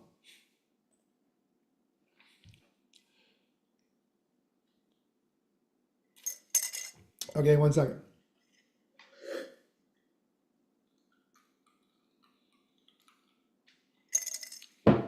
There we go. Protein shake done. Okay. So I just wanted to mention that in reports. Nobody else has those things. And I want to mention that's a major feather in our cap that A, we have them, and B, you never have to worry about it. You never have to think about it. 90% of the time, my AI does that correctly. Especially when you're working from a deficit, you're building up fast. My AI has you covered. It's going to help you be far more consistent and do 90% good SEO 90% of the time.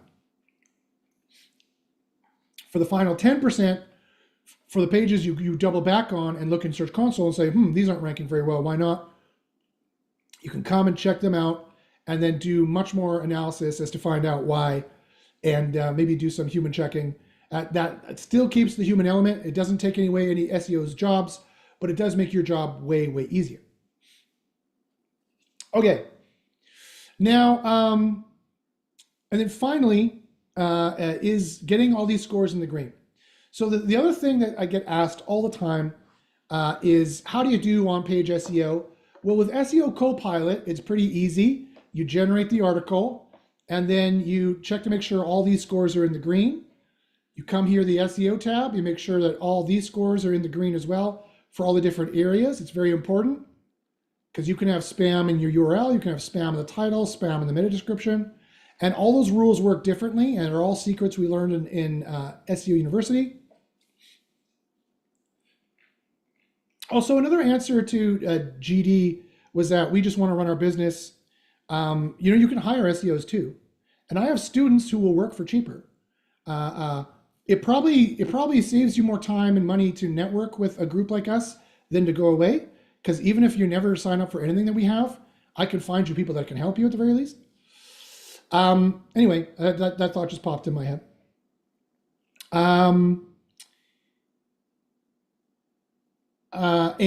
Also, you could check your competitors here to see how many times they're mentioning the EMQ in the body and the title, and you could decide whether you think you should match it or not. We have better rules for you in SEO University when you join. And also, SEO University is dirt cheap. So wait until you hear the price at least before you leave. Anyway, I don't know. And then whether they have an exact match in the H2. That's fascinating. Sebastian should also be raising an eyebrow to that based on something we found recently in SEO University as well. And then we tell you whether you're missing any entities. If there's any entities you're missing, any ideas that should be mentioned that an expert would have mentioned, we could tell you whether they're missing or not. Now, so that's what you need to look at basically to make sure that your on-page is done perfectly. People are like, Josh, why do you have 4 scores and others tools only have 1 score? If a tool only has 1 score, shouldn't I use the one that has 1 score because it's easier? The answer is no. That's like saying, well, there's 4 components of my car that are broken, but if I go to this mechanic, he says, you can ignore the other 3 and just fix the one, even though the other 3 parts are literally falling out of the car. I guess I'll just go with the one mechanic and put my thumbs in my ears and go la la la la la la la about how important the other things are. Sorry, that's the way that it is. Again, more challenging news for you with a good news at the end, which is I can help you do it. And this tool will help you do it. But there's more you need to concern yourself with. If a tool has 1 dial for your quote unquote SEO score, run away screaming. It's just a grift. It's just people selling snake oil. And they sell it way better than me because it's easy. I'm selling the truth, which is hard. If the truth was easy, don't you think I would sell it that way? Sorry, this is the way that it needs to be. This is as easy as it gets. If you want to succeed, if you want to be lied to, then by all means, go and listen to somebody else. Okay. Okay. So then, all right, Josh. Then what are these 4 scores? Fine, Josh, got it. Okay. Yes, of course, SEO is slightly more complex than having just 1 score. Of course it is, Josh. If it was that easy, I'd be succeeding already, and Josh wouldn't have need to make this tool, and Josh would just be showing you how to use some other tool. So, all right, fine. Then what are these scores and why are they so important? Here's what the scores are and why they're so important. The first score is the most important, and I've done massive data correlative analysis with all these. I've also done single variable testing with all these. And this is the one that correlates with rankings the strongest. And it's your semantic score. It's ye olde keyword density, although keyword density isn't a real, it isn't a thing, but something close to it is. And it is ye olde keyword density that we did in our reports. We've calculated the score for you based on numerous different AIs that Google uses to rank pages, which are way too boring and technical to get into right now. But rest assured, we know exactly what the number you need to be at, and we've reported it here. And luckily, this article, just out of the gate, nailed it. But it usually works for any article that's around 800 words. My article, as it currently sits, my article AI team of writers, a team of AIs that work on this in what is called a complex chain of thought ideation, does it pretty well out of the box. The only thing that's missing is the second most important score.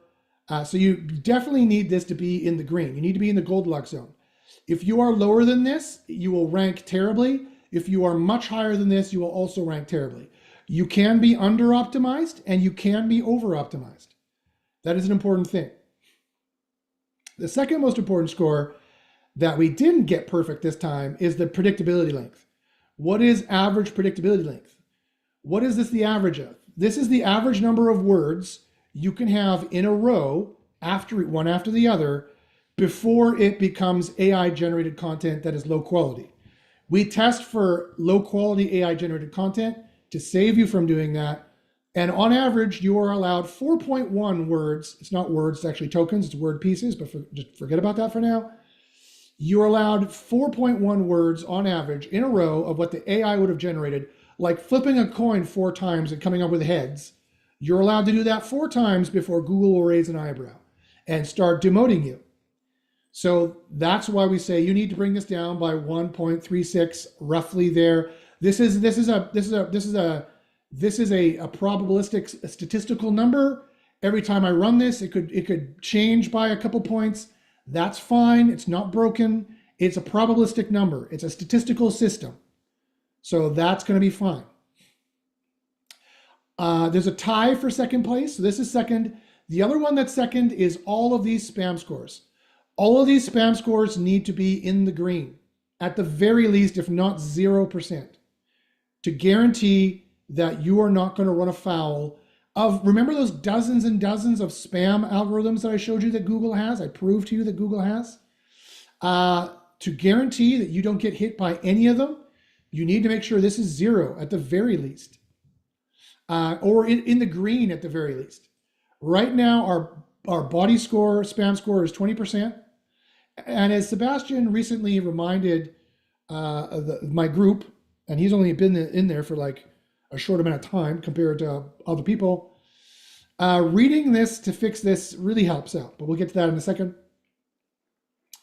The spam score and this predictability length are the second most important thing. I'll show you how to fix those, all these in a second. And the last one is heat. What does heat stand for? Heat stands for a measurement of your helpfulness, your expertise, your experience that you're showing in the verbiage you have, the way the authority with which you're speaking of the topic. You're an expert speaking with authority like I am, giving all the important tips and tricks and data, and therefore how trustworthy you ought to be. It is another major factor of determining your click age probability, of the probability that users are going to click here and stay here because they find the content informative and useful. That is an actual model we built off of Google's actual helpful AI, which is a real thing. Remember the helpful content update? It's a real AI, it's a real thing that you need to know about and think about. But you don't need to know about it and think about it if our AI is working for you. It does it for you all automatically. And we do it based on the actual data Google used to train its own AI. So we know we have a very accurate AI for this. And it does statistically correlate with rankings. The higher this score, the higher you will rank. The lower this score, the worse you will rank. If this is red, you're dead. Basically, if any of these or more than 2 of these are red, you're dead. So it's a good idea to get these all in the green or as close to the green as possible. You can get them factored against the other piece of information I said, that there's spray and pray, in which you don't give 2 shits. You're just in the green and you kind of go. And then surgical, where you make sure everything's 0, you make sure it's perfect, and you manually eyeballed it and checked it. If you're in the middle, you kind of make sure you're in the green and kind of go from there. Okay. So with that being the case, the question is, okay, Josh, great, gotcha. 4 SEO scores are protecting me here. They're advanced, they're sophisticated, they're state of the art.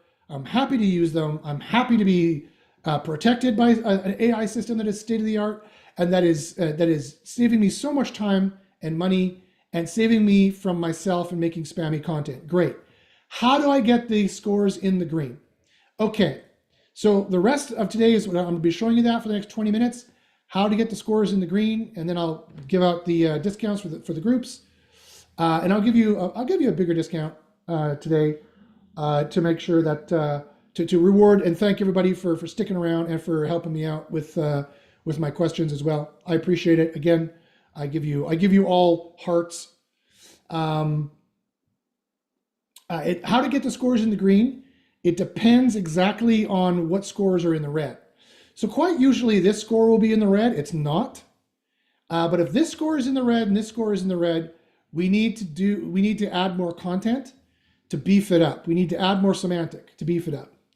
And so it's easy. You can ask CP to add more content. Be like, give me more information on this article so I can do more stuff with this, kind of a deal.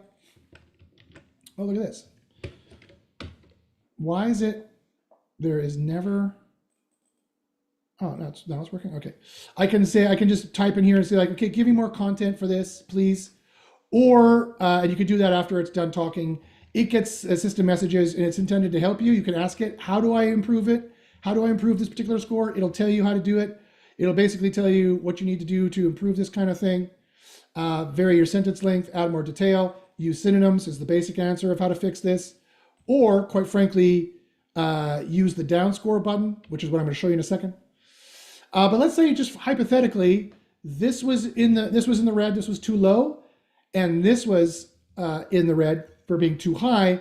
What I would have to do is highlight this and click the up score button and go down and keep adding content to these paragraphs and add content from the top down to the bottom until this was way above the middle range and this was way high. And then what I do is like building muscle and then I trim the muscle. Then I highlight this, I use the down score button and highlight everything that I upscored. Now I use the down score button and highlight this and use the down score button and highlight this and use the down score button until this is just right, until this is in the Goldilocks zone. So it's like heating up the porridge and then let it cool until this is in the right area and this is in the right area. And then that's how you get them in the green. But because we have a weirder situation where we needed only a short article, and so we've nailed 3 scores automatically, and this is the only one broken. What do? Well, what we need to do is we need to go down here to the bottom and just start hammering the down score button. I need to hammer the down score button here once and start replacing it. And what this is going to do is it's going to start pulling out content. It's going to make shorter sentences.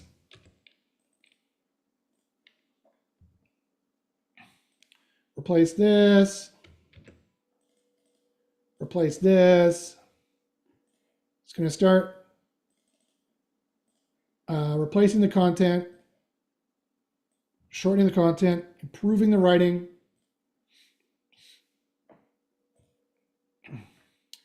I could replace all these as well. Boom.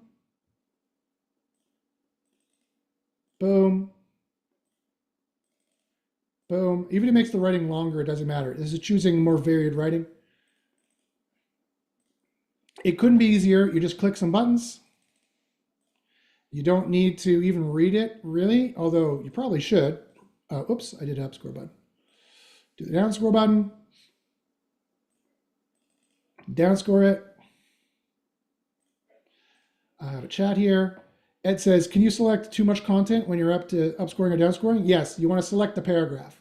No more than a paragraph, no matter how long a paragraph is. If a paragraph is one sentence, that's what you're downloading. That's what you're downscoring.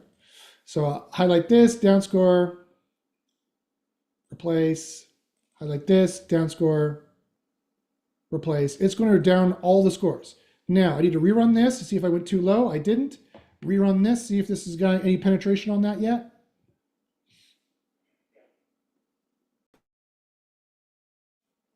And we have. You see it's going down.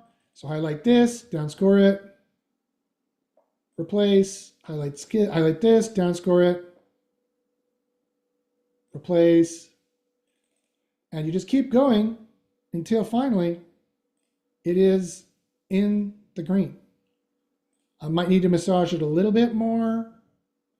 After that, replace and replace. Run this again, run this again.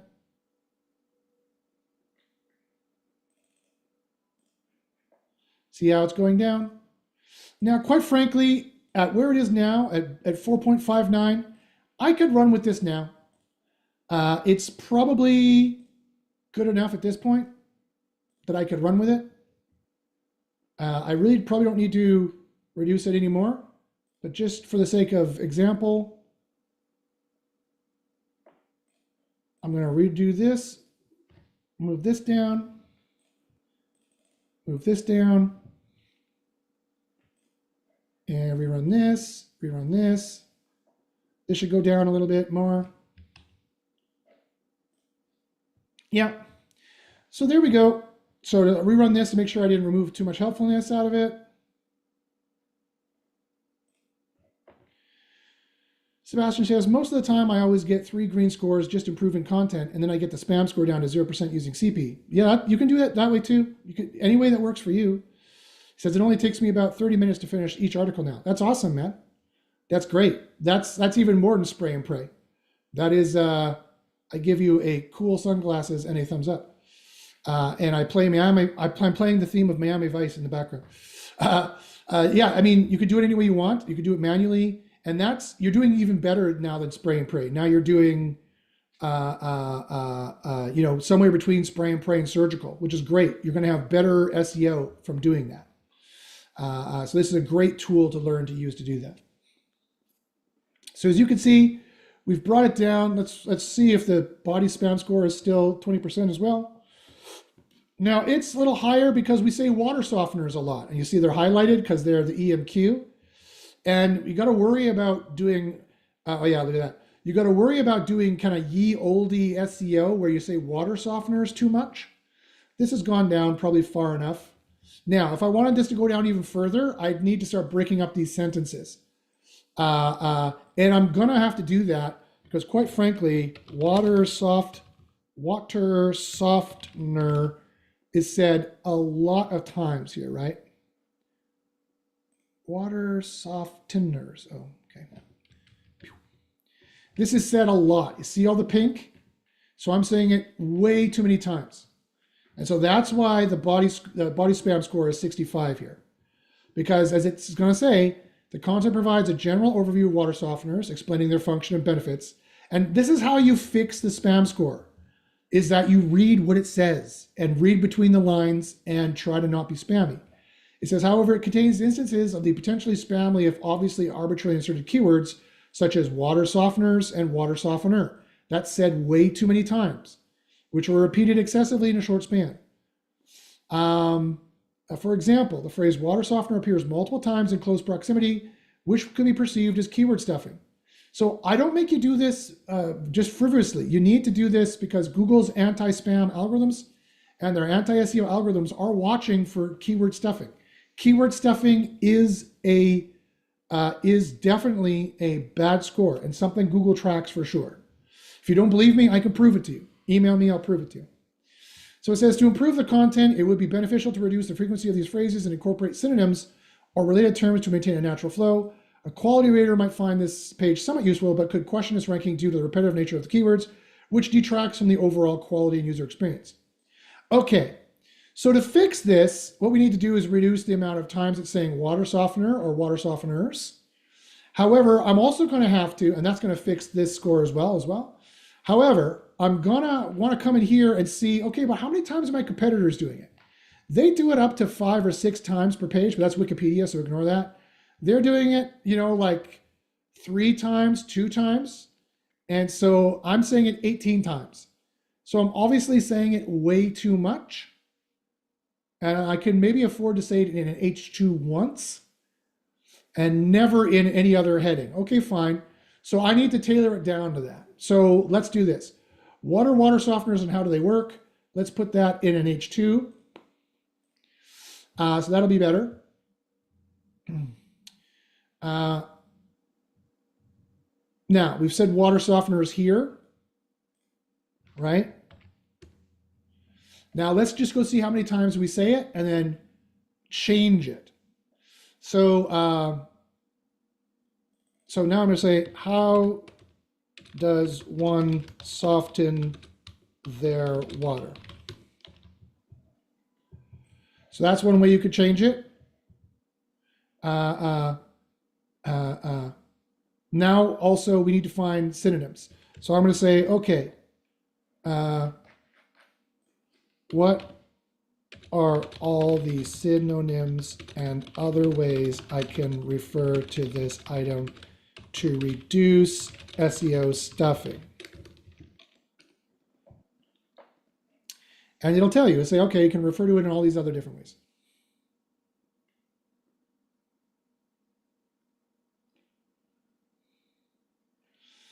Water treatment device, water conditioning, hard water treatment, water softening system, ion exchange system, water filtration system, mineral removal, sodium-based softener.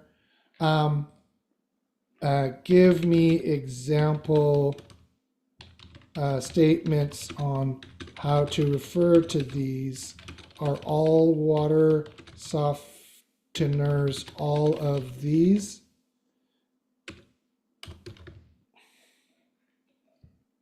And it's going to tell you.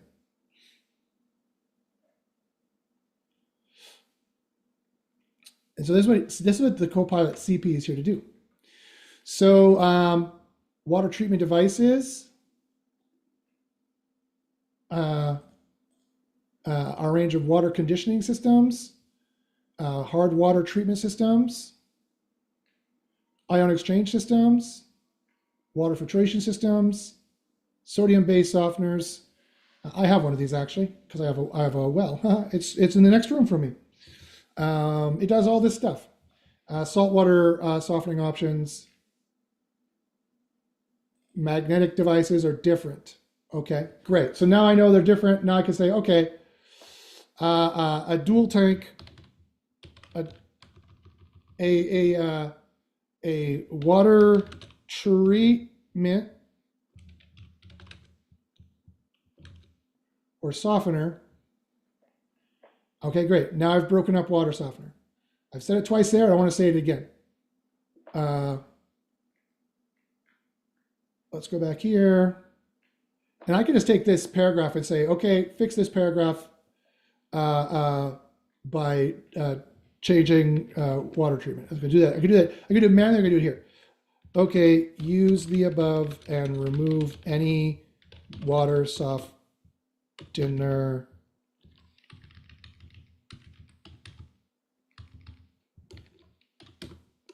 excessive SEO keyword stuffing.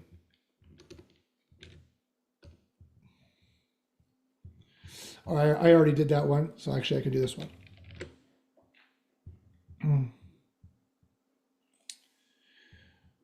Yeah,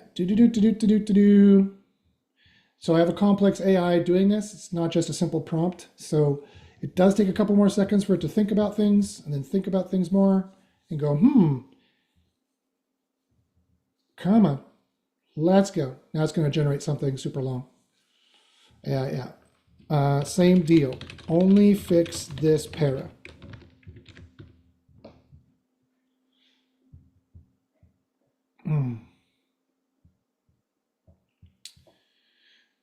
Sometimes it's easier to do this. There we go. Boom, boom, boom. How do water treatment, water ion treatment devices, how do water ion or salt treatment softeners work? Good. Now I put a bunch of keywords in between there, right? Now this is also going to help this score go up because I'm stuffing in keywords. It'll make this score go down as well. Probably not enough to do anything yet, but so water softener, let's do that again. Water softeners like that to see which ones I have to fix. Treatment softeners, salt-based water ion softeners, experience the magic of salt-free water magnetic softeners. Or if that's wrong, just water treatment devices. Dual tank water treatment devices. Magnetic water treatment devices. Or just treatment. Great. Benefits of using a water treatment device. Investing in a softener can provide a water treatment device. I'll admit Rick. Now I can just get rid of water, softener comparison table, pros and cons of water treatment devices, water treatment softeners. Important points to consider before buying a water treatment device. Discover the ideal softener. How often should I check the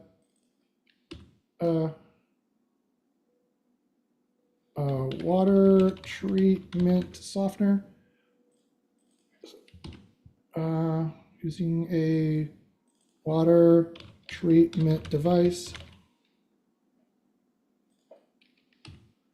Salt-based softeners. Ion softeners last. Most softeners. Discover the best. Okay, boom, there.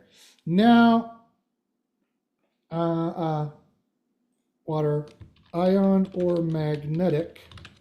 There you go, softeners. There, I've broken all up the E and Q. Broken it all up, save. Now this should help fairly tremendously. This score here, no, it went down, okay, fine. Water softeners is much more scored. It should improve this though. This should get improved somewhat. Yeah, it did. Now we're only 0.1 over. So this is 0.1 close to the green. You can ignore this. This is close enough. The body spam score should probably also get better doing this as well. And there's one last trick if it's still complainy. Because I have water softeners and water softeners. Yeah. So I'm going to get rid of this. I'm going to delete. Oops. I'm going to get rid of the H1. I'm going to rerun it. And that's probably what's pissing it off.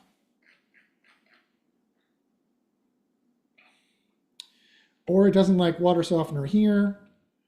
Oh, water treatment is also, oops. Water treatment is also a potentially spammy, if obviously arbitrarily inserted keyword. I'm going to put a list of them up here too as well, by the way. Okay, I didn't know that. So let me find treatment. Whoops, well, I could type treatment. Okay, so I'll put the that back. Treatment. Here we go. Water ion treatment devices. So now I'm just going to say softeners.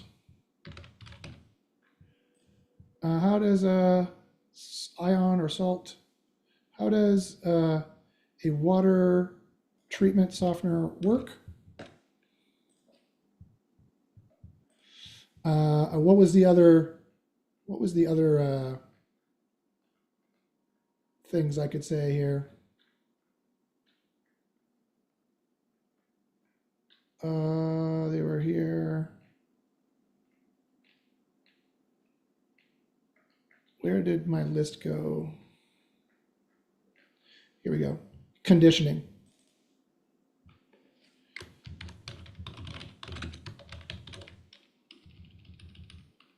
How do water conditioning devices work? Water conditioning softeners.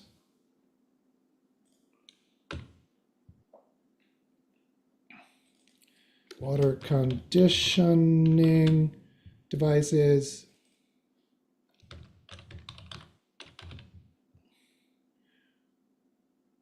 Benefits of using a softener.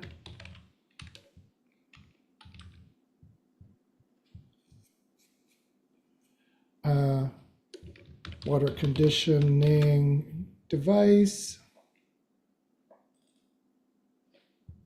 Pros and cons of softeners. Water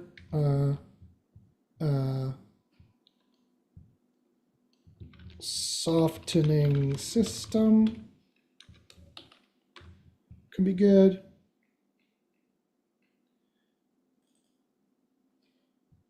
Water filtration or softener.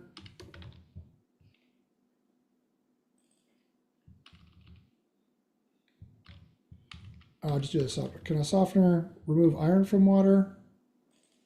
Some water conditioners can remove iron. Is there any health concerns with using a water treatment device? Conditioning or softening device. Salt-based softeners, water ion softener, and then treatment.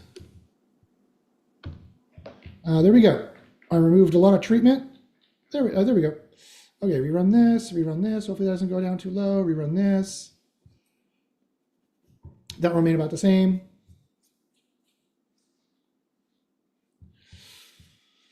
The body says, okay, still water softeners and soften their water and water softeners. Okay, yeah, but if I get rid of this, I bet you it will probably be a little bit happier with this. This is fine. Because this went up, it doesn't matter. Again, it's statistical. So this is still easily close enough. It doesn't like soften their water, apparently. Soften their water. Water treatment, water softeners. How does one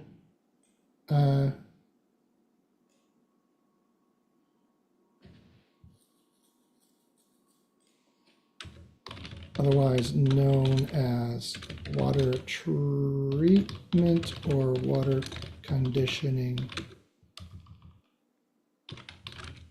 devices.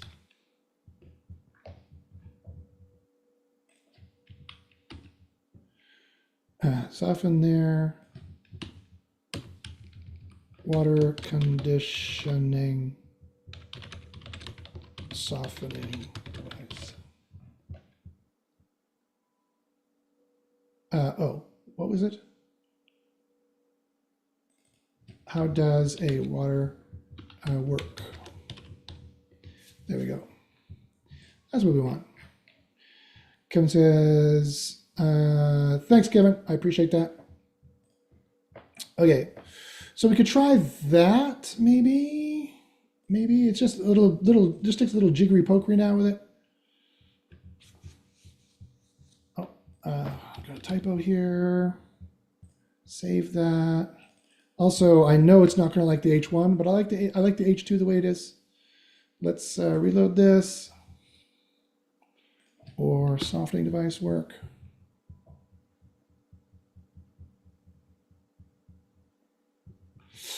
Okay, so now it's like, hey, you're saying water softener a bunch of times. You say water soft. I actually only say it twice. I say it here as well, actually, and you say it here as well. I could say it less.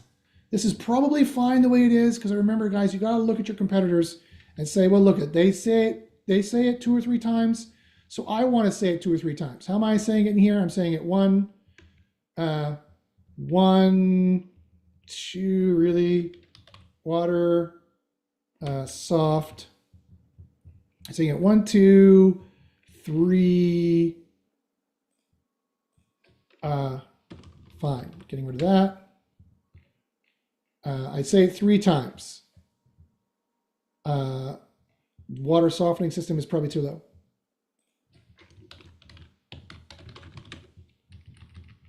Water treatment or softening system. So water conditioners, softeners, water ion softeners.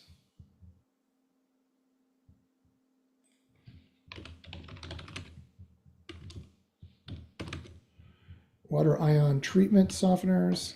Okay, so I actually don't say it that many times. I say it twice. And so my spam score is probably going to be still a little pissed off because I'm working in such a spammy niche as water softeners, where they're saying water softeners a bunch. I still say it twice here, but then I've fixed all, and I say it actually another time here. I'm saying it 3 times, but that's what the competitors are saying, right? Again, if I get rid of this, it might be a little bit happy about that. That's a pro tip. You can get rid of the H1 and treat the H1 separately.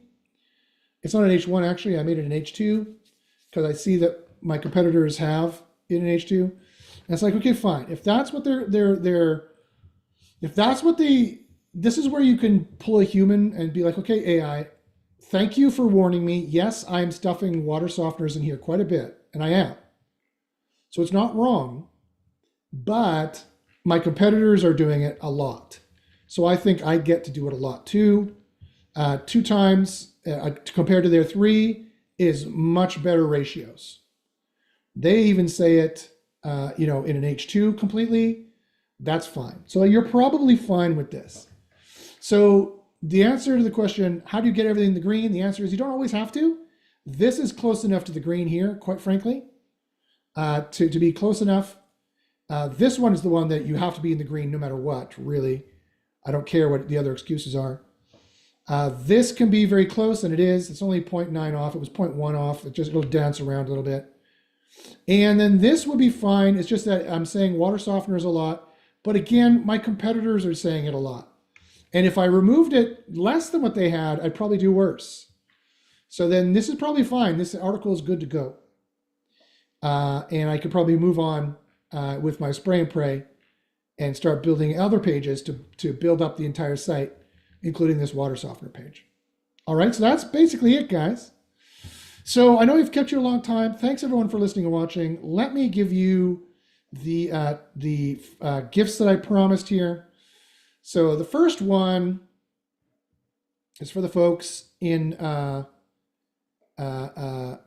the Zoom here. Let me go. Okay, so email. Let me give you my email. So the first gift is for SEO University. Normally, 12 years ago, it was $500 to join, to get access to our group. Now I can give it to you guys for only $44 a month. So email me at josh@joshpachitsgym.com. I'm happy to give you access to Tier 1, which is our community access. That's community access for only $44 a month. That is, I think, a very handsome offer. I mean, it's a no-brainer, really. Let me put that here. No-brainer. People should have stuck around for this because it's less than in my opinion, in my humble opinion, doing this for 30 years. Because $44 a month is less than a dinner out. For less than a dinner out, what do you have to lose? Come and join the group and see whether the knowledge we have is that good. And it is. It is that good. We take it very seriously when we know what we're doing. So please go ahead and email me. Say you saw this video and you're looking for the $44 a month Tier 1 community access. And then you can go from there. You can go deeper in. You can see what we have. And I think it will help you out. Also, if you guys have any questions you want to ask, by all means, fire the questions in there. Put them in the Zoom. This is an Ask Me Anything session now. Go ahead. Fire the questions in the Zoom. Fire the questions in the YouTube. I'm happy to. The second gift is ask me anything. I'll answer any SEO questions you got. Please, anything you wanted to know, but you were scared to know in SEO, I'm happy to tell you.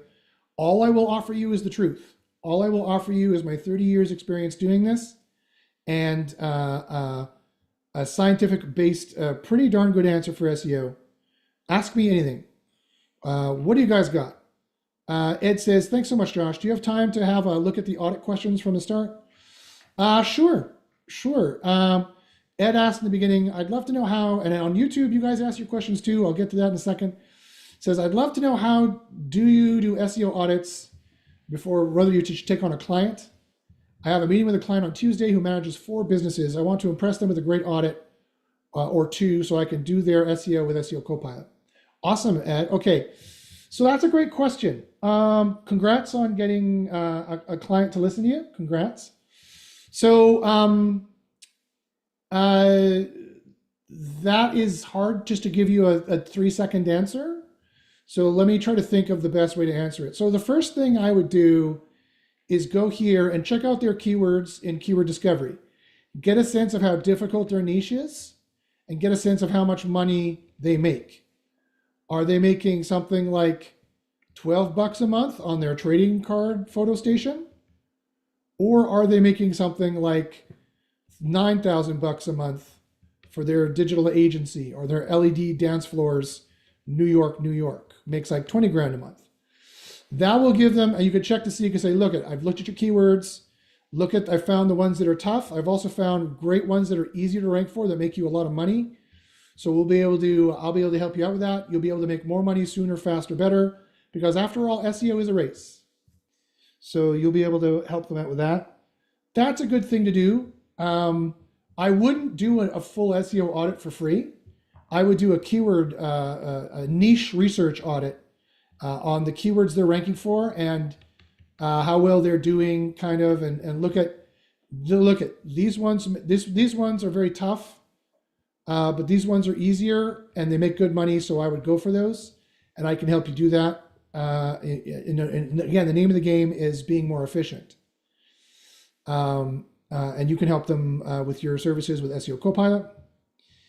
But in terms of looking at their page, you can do reports. If they already rank for Christmas lights, you can be like, okay, let's do Xmas lights, and let's do they rank in the United States. Fine. Let's start a keyword report. And then once that's done, you take their page. You go to their page here. Let's say this is their page. And you take this portion here. And you copy and paste it.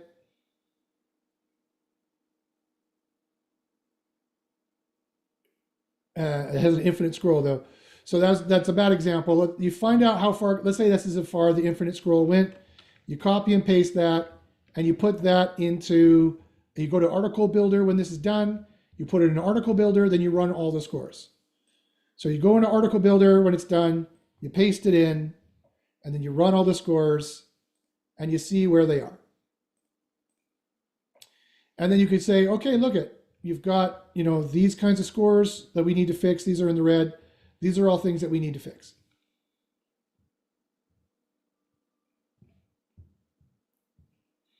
So that's another way you could do a single page report very quickly. You could also check the report here and say, here's the proper query interpretation. So this is the kind of page that Google is looking to rank for this. When anyone types in this, it's like as if they typed in this. So we need to be on this topic. And so you could assess that manually and say, okay, you're not really on this topic. You need to add more cost and considerations, more pros and cons, more expert content. And then also you can look here and see, this is the kind of page you need to build. Oh yeah, right, this broke. As long as this is working, you go here, you go into reports, like I had here for water softeners. And you say, okay, look these people have testimonials. You don't. They have ratings. You don't. They have featured products with ratings. They frequently ask questions. You don't, et cetera, et cetera, et cetera. They have testimonials. They have product names and stuff. You don't have that kind of stuff. These are the kind of widgets you need to have that RankBrain is going to give you a good click age probability score. And that means you're more likely that you're going to please the user. And that means it's more likely they're going to try you out. They're going to index you more, rank you higher, try you more often. And so that in a nutshell is how you could very quickly do two different kinds of reports. I wouldn't, or audits. I wouldn't go any deeper than that without being paid. My standard price for an audit is $2,000. If you're in the group, I can do cheaper audits. If you want to share it publicly, I can do cheaper audits, that kind of a thing. And a real SEO audit, you'd have to go into the Research Console. And check things out like this, and then look at their pages and see how many are indexed versus how many are not indexed versus indexed, et cetera, and look for other kinds of things in here. I teach you how to do a really good SEO audit in the group, in SEO University. Again, it's a no-brainer. Try it out for only $44 a month. It's a no-brainer.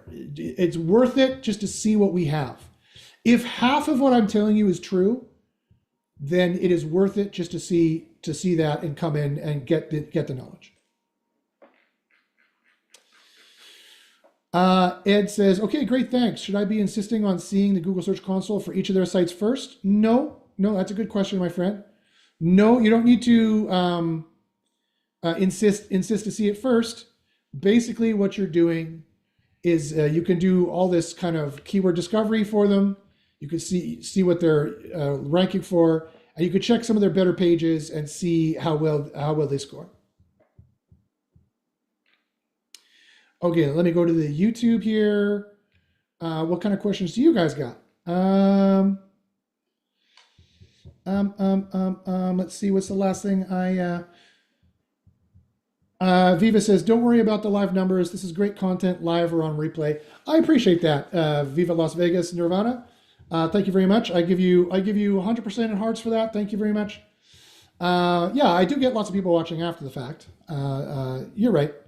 It's not all about the numbers. This social media culture. GD says, I'll check new prices. Been following since before Barry and Chase. Awesome.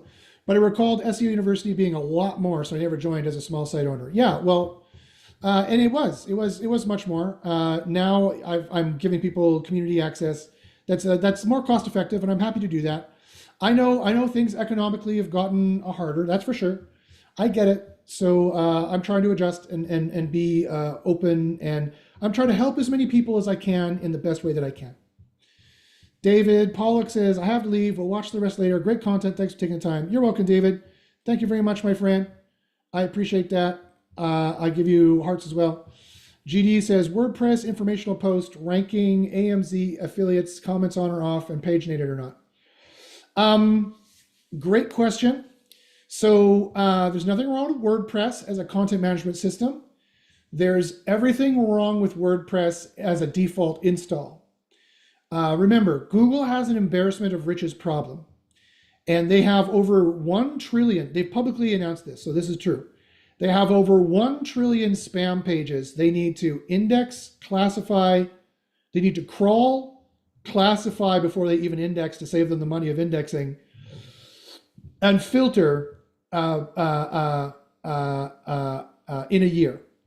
And that costs them hundreds of millions of dollars to do, as you can imagine, on trillions of pages, especially if they're using the new very expensive artificial intelligences that are coming out. Now, those costs will come down. Don't get me wrong. We're very early days for AI. It's like in the .com boom, Yahoo hasn't even come on the scene yet. The big killer app for AI hasn't even been released yet. These are all the early guys that will probably be replaced or converted or consolidated, and then like ChatGPT will buy Anthropic, and then Google will buy them, and then it'll be called something else, and then that'll be the household name later on. We're that early, so there's still time. So you don't want to have all the default install stuff because it could definitely hurt you for sure. So you don't want all the tag clusters and the tag clouds and the category pages. Google does not want to see another blog. They don't give two shits about your opinion. They don't want to see another blog. Every single spam site they filter is a default install of WordPress. So just mathematically, you don't want any of that stuff installed. Ranking AMZ affiliates. I'm not sure what AMZ is. Amazon affiliates? Oh, okay. Yeah, you can make money doing affiliate marketing, but Amazon is not the greatest network. Not for people who live in the West. If you live in the East, or if you live in not a first world country, I know people get offended by the first world, third world discriminator now.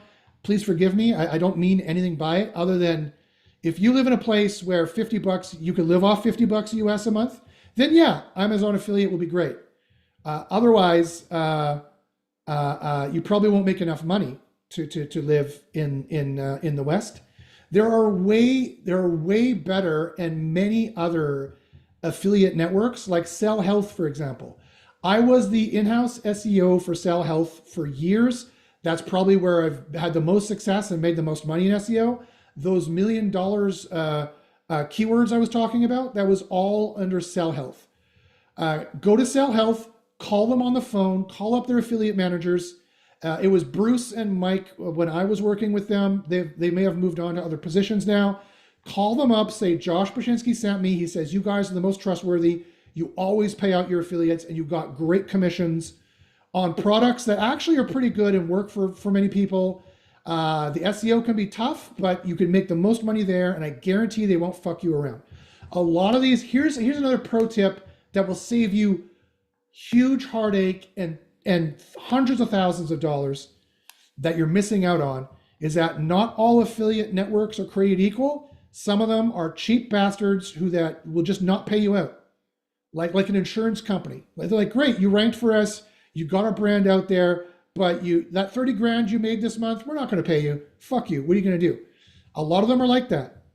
So take it from me. Amazon probably doesn't make enough money, and I've heard horror stories about Amazon. Go for another affiliate network, do the research, call them on the phone. I know it terrifies millennials and Gen Z when I say call them on the phone, but swallow, get over it. Find the affiliate manager's phone number and call them on the phone and become friends with them. And they'll tell you, they'll be like, oh yeah, like this, oh yeah, this new product we're doing, this boob cream we're doing, or whatever it is, this weight loss pill we're doing, it's huge, it's gonna be huge. No one's ranking for it yet. You should definitely go for it. That is gonna save you so much time and make you so much money. And if that doesn't work, do rank and rent it out to these companies and say, hey, look I'm ranking number 2 for this new product you're doing. Do you want to rent this from me? Great, $2,000 a month to rent it. Great, thank you. And then you're making repeatable income for doing nothing, right? You just have to maintain the site and keep building the site and keep doing the SEO for the site. Just spending on SEO Copilot and building the site out, you're already ranking number 2, and they're already paying you $2,000 a month. Great. And if that doesn't work, then sell the site. Be like, look, it can make this much in SEO Copilot. Look at the money it can make. I want to sell it for 50 grand. Will you buy it? Great. You sell a site for 50 grand, you move on. There's guys like Craig Campbell, who is Scottish, and that's why I always use my Scottish accent for Craig Campbell. He sells a lot of stuff online. This is how he does it. He builds stuff up. He finds easy stuff to rank for that makes a lot of money. He builds it up and he ranks it, and then he sells it on Flippa. It's very easy to do. You could do that too. Comments on or off? Off always. Paginated off. All those blog things off. You know that what this leak here told me from this Google leak told me? It confirmed a suspicion that I had for years. 99% of the ranking factors are to classify you, to find you, and to de-rank you. Like 1% of these ranking factors here are to rank you, and the vast majority of them are to de-rank you. Do not give Google a footprint that looks like every other spammer or every other SEO out there. And making a blog is the first mistake to doing that. Do not give them additional data for blogs. These are all ranking factors that will hurt you, not help you. Look at all of them. Your quality score, your client spamminess, your copycat score, your doc quality score.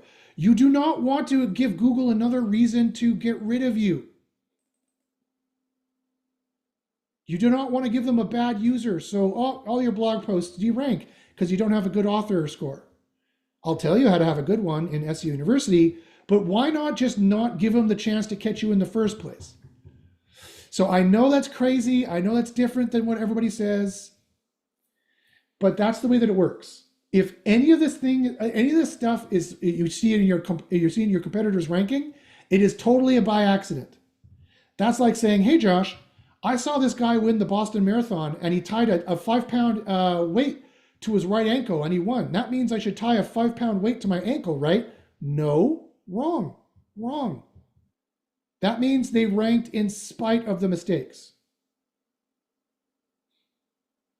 That's another huge mistake in SEO that I'm going to drop another truth bomb on you and probably lose 50% of you by pissing you off. But this is the truth. The wrong way of doing SEO is to look at your competitors and copy what they do. For 2 reasons. 1, you're going to copy a ton of mistakes that they don't even know they're doing. 2, you can never get ahead of them. Let's say you did it perfectly, and let's say you perfectly copied their page without duplicating it, and perfectly got all the ranking boosts that they get, and also have all the ranking D-rankers that they have that's pulling them back. How do you ever get ahead of them then? You're equal. How do you ever get ahead of them? You can't. It's the wrong way to do it. It's the first thing we stopped doing 12 years ago in SEO University when we decided to fight like Spartans and murder all of our competition. That's why in SEO University, the picture I have for SEO University is the "This is science," the Spartan. This is science. See that? I don't know if that's too small for you to see. It's the is science meme. It's did they still have it here? Yeah, this one. This is our group. We are Spartans. We are the elite warriors. We are the elite SEO. We have wins every single month. We make well over $2 million US a year in our organic revenues. Our combined experience with me, of my 30 years experience, is probably 70 years experience, 80 years experience. I've got other guys in here who are just as good as me, if not better. And we are a very collaborative group that takes scientific testing very seriously. We don't listen to anybody. We don't listen to any rumor. We don't listen to any myth. To put it in a contemporary TV term, have you guys all been watching The Traders? We are faithfuls and we don't miss. We take out a trader every single time because we look at the evidence and not on hearsay and rumor. That's why we use science, because that's what science does. So anyway, let me get back to your questions here. So anyway, so don't think just because the competitors are doing it, therefore it's a good thing to do. Viva Las Vegas says, do the credit increases go for the AppSumo deal too? Nope. Well, actually, yeah, they probably will. I don't know if they will. I love my AppSumo customers, but AppSumo costs me more than I make. The database alone costs more than I make off of AppSumo. So I don't know how much longer that deal is going to be going on. So if you want it, by all means, grab it as quick as possible. GD says, but a lot of comments were ranking, not sure anymore if they help or hurt. I guarantee to you they hurt. Now, what do you mean by comments? Do you mean comments on your WordPress blog? Hurt. They only rank if you haven't done the rest of the SEO correctly. If you're talking about comments on your Google business profile, that's different. That's a whole nother kettle of fish, as they say. GD says, I see my screen versus yours. They removed my comment. Rewording. I used to make 5 to 7 grand a month before G hit my Amazon affiliate site. Oh yeah. Oh really? 5 to 7 grand on Amazon. Great. Then that's great. Then you've avoided the dangers of Amazon. That's fantastic. You can get that back. There's very little reason why you can't get that back. Again, brother, you should have joined SEO University way earlier, way earlier. GD says user comments with real questions about the product I answered. Okay, well that's slightly different. That's slightly different, JD. So like if there's a WordPress page and you have the main content piece here, and if the questions go in the main content piece, and it's more like a frequently asked question, then that's probably good. If the content goes under here in like a comment piece and you're adding user comments, that can hurt you as much as help you. So it's hard to say without looking at it. But my general rule of thumb is that comments statistically skew for hurting your rankings 100% for sure. So again, if it worked for you once or twice, my question is when? Last week? I'd be surprised. 5 years ago, 3 years ago, 2 years ago? Okay, well, everything's changed since then. But again, my general recommendation, despite what you might have seen, would be I would not recommend it. I would not recommend it. All right, guys, what other questions you got? Fire the questions in there. Any questions here on the Zooms? Ed says, fantastic. Thank you, Josh. You're welcome, my friend. I give you a heart for sticking in there and lasting this long. I give you all a heart, actually. I appreciate it. Thank you very much. All right, guys, I got 13 more minutes. Fire them in there. Fire any more. Ask me anything questions. Ask me anything about SEO at all. Ask me anything. I will tell you. As long as I can answer it in 13 minutes, I will answer any questions. Fire them in there. Ask your friends. Say, hey, Morpheus is fighting Neo. Get your friends in here. Let me blow the lid off of all these SEO secrets that you've always wondered and never had a chance to figure out. Ask me now. I'm happy to answer them. Or if you guys are, or if your brains are full, I appreciate you guys sticking in this long. I appreciate it a lot. Please give me a like and subscribe if you appreciated this information. If you got any more questions, please fire them in there. I see that there's still a few people here in the Zoom, a few people watching. And also, if you're watching this later on, if you're watching the rebroadcast, go ahead and ask questions in the description. I don't mind, under the description in the comments. Go ahead and ask questions in the comments or email me. Again, you can email me any questions you want.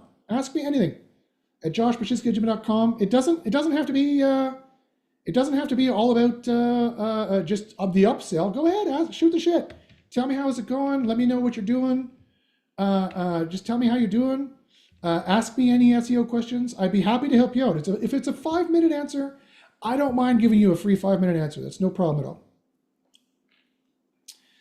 Ed says, the internal link building you were mentioning earlier, did that get discussed in SEO University? And Sebastian says, yes, it gets discussed. Sebastian, you're right. Thanks, buddy. And thank you for answering as well. Yes, it gets discussed in great detail. And it's going to blow your mind because it's quite different than how people are doing their internal linking these days. It's a little tricky to wrap your brain around how to implement it. But yes, we definitely have the theory and you can learn it pretty quick. And we have pages and apps and tools and utilities that can help you as well. Ed says, fantastic. I agree, man. It is fantastic. There's never been a better time to do SEO. There's never been a better time to be trying to get rankings in Google because all of our other competitors are just going away. They're all messing it up. And we can definitely get you the rankings that you need. Any more questions here, guys? All right. Thanks, guys, very much. Oh, there's another one. Sebastian says, do you know of any superb affiliate programs like Sell Health that you would also recommend? That's a great question, my man. No. I worked for Sell Health for years, so I know them personally. They're down the street. They're here in Victoria. They're right on the gorge. They have a beautiful office that overlooks the gorge. I sat in for many hours for a few years and watched all the, we call them fatties, all the little harbor seals sunning themselves on logs as the beautiful harbor ferry boats went by. So I know they love their affiliates. They make millions of dollars on their affiliates. They treat their affiliates very, very well. They've never stopped paying out an affiliate. They treat their affiliates well, and they have a decent affiliate program. And you can email them or call them up and say, Josh sent me. He said you guys are great. And he says you guys are trustworthy and that you treat your affiliates right. I don't really know of anyone else, and I've heard nothing but horror stories for any other group. So does that mean that it'll happen for sure? No, like 99% of them work 99% of the time. But I have run afoul of once. I was selling a skin cream once. I was making 30 grand US a month on it. And they just stopped paying me. They're like, we're not paying you anymore. And why should they? They were still getting the sales, but why would they pay me? They had no need to pay me. Ed says, Josh, do you bother using Claude or now DeepSeek to generate our article outlines? No. Nope. No. And Ed, let me tell you why. That's a great question. I give you a gold star on that. It's because Cloud and DeepSeek, which was trained on ChatGPT, which is a secret that nobody knows, but it's true. I know it. So DeepSeek is just ChatGPT. Cloud compares itself and uses ChatGPT as well. Even ChatGPT for Omni is not good enough to generate an article. If it was, I could have saved myself $50,000 50 million gray hairs, and 5 months of development. I didn't make the high quality writer work the way it does just because I decided to do it on a whim. This is a very complex piece of engineering that does a very complex chain of thought ideation. It is literally ripping knowledge from 30 years of my experience and 12 of SEO and 12 years experience of how to program AIs, which I am well ahead of the curve on. You can Google my name with AI on the end. You could see my accomplishments. So trust me when I say that. No, I've never tried them. I have tried them like 3 years ago, and no, they're not worth using. If they were, I would be using them. Any other questions here, guys? So I hope that saves you money. I hope that saves you time. I hope that saves you a heartache of being like, well, I thought my article was good. I mean, you can generate anything you want and paste it into SEO Copilot and then run the scores. And if the scores say they're great, well, then okay. But they might not be. They may not have the helpfulness, the experience, the expertise, the authority, and the trust, which are real algorithms that Google has. They're not just white hat fluff. They are real AIs that Google has that they're checking for. The helpful content update was devastating to SEO and hit a lot of people who didn't think that Google actually cared about helpful content or cared about spam. Well, they do. And those people learned it the hard way, trust me. Ed says, makes complete sense. Many thanks. You're welcome, my man. I give you a heart and a sunglasses. All right, guys. Well, thanks very much for listening. Thanks for watching. Send me an email. Let me know how you're doing. Guys, there's never been a better time to do SEO. I love the fact that SEO is getting a little more difficult because it was always like grade 7 level intelligence, so it was never that tough to begin with. And now that it's about grade 12 and using a tool, great. You guys can do that. You guys are good enough. You're smart enough. You have the time. You can figure this out, and you can make a lot of money doing this. You can have a ton of success doing this. And quite frankly, unless you want to pay Google 50% of your profit, you've got to do this, right? There's really no choice. But the good news is SEO Copilot is here. It can really help you out. If you need a hand on SEO Copilot, I'll even write this down. Need a hand with SEO CP? Email me. Whatever kind of hand you need with SEO CP, let me know. I would much rather, give you help with SEO Copilot, and I would much rather give you help with SEO University than see you turned away, because I've been in this industry long enough that I know more people who have failed than have succeeded, and that's just because they didn't stick with it and didn't apply themselves. But I can help you do this. Trust me. Weaponize my autism, weaponize my autism, weaponize my nerdy smarts in my, oh, look at this. And I get so into it. And ask Sebastian about the meetings. I get so into it. I'm testing this shit and going crazy. Weaponize it. Use me. My whole business plan, unlike other people, some people who I'm not going to mention in the SEO industry, my whole business plan, I mean, I know there's a lot of grift. I know there is. And I know you might be, oh, this is just the same as everybody else. But I'm not, guys. I'm not. I think you can tell that by the way I speak and how honest and earnest I am. But some people take it as bravado. It's not. It's just I'm a high testosterone, 3 black belt, autistic guy who does science. It's just the way it is. I'll tell you where I'm bad. I admitted it today. I'm a terrible salesman. People left out of my seminar. It hurt my feelings. I'm a terrible salesman. I fully will admit where I'm wrong when I'm wrong. I'm not wrong with any of this SEO stuff. I know because I've tested it. And you can also ask Sebastian. I'm very upfront when I'm like, I don't know this for sure. I'm 60% sure on this. Here's the reasons why, blah, blah, blah, blah, blah. You'll get nothing but an honest answer from me, whether you want the honest answer or not, which is, you're right, probably the reason why those guys went away. Anyway, I'd rather see you guys succeed. I'd rather see you succeed or have a bit of a helping hand than go away. I firmly believe when I say there's never been a better time to do SEO. It was like 2004 was the best time, and now is the best time. In the middle, things got convoluted with a lot of competitors and started getting tougher and tougher. Now we have AI to do a lot of the work, a lot of the work. And so I want to see you guys succeed. That's my business plan. Here's my dastardly plan. Are you ready? I'm going to tell you my dastardly plan. Here it is. I want you to win. That's my dastardly plan. I want you to succeed at SEO. I want you to win in SEO University. I want you to win with SEO Copilot so that you can keep paying me the fee for my services. That's it. Just like any SEO, I want you to succeed. If I'm doing SEO, this is all SEO consulting. If I'm doing SEO consulting for you at any level, both hands off or hands on, you need to succeed. Otherwise, why would you keep paying me?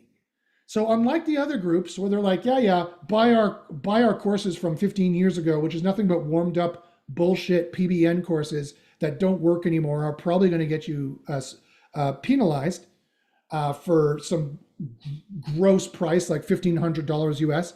You can buy that and have zero help from them and be lied to, or you can join my group for only $44 a month, which is less than the dinner you're going to buy yourself in a week, and see what we have and see that I'm a man of my word. Surprisingly, wow, Josh is actually a man of his word. And what I'm saying is true. Or, actually there is no or. You want to succeed at SEO. You had the right idea of doing SEO. Giving up on SEO and just paying Google, don't do that. I hate that. And plus you can't afford to do that. Can you afford to give them 50% of your profit? No. Well, that's what on average it costs. SEO is far, far cheaper than the alternative. All right, guys, thanks very much for listening and watching. I appreciate it. Again, if there's any questions at all, whether it's about this stuff or not, just go ahead and email me. It's not a problem. We can shoot the shit. I appreciate hearing from the fans. Ed says, thank you, Seth. No problem. I'll give you the stoner glasses. There we go. It's time for me to take some more CBN. Maybe that's why I sound like Seth Rogen. Okay, guys. So I appreciate it very much. Send me an email. Let me know how things are going. And as I always say, good luck in the SERPs.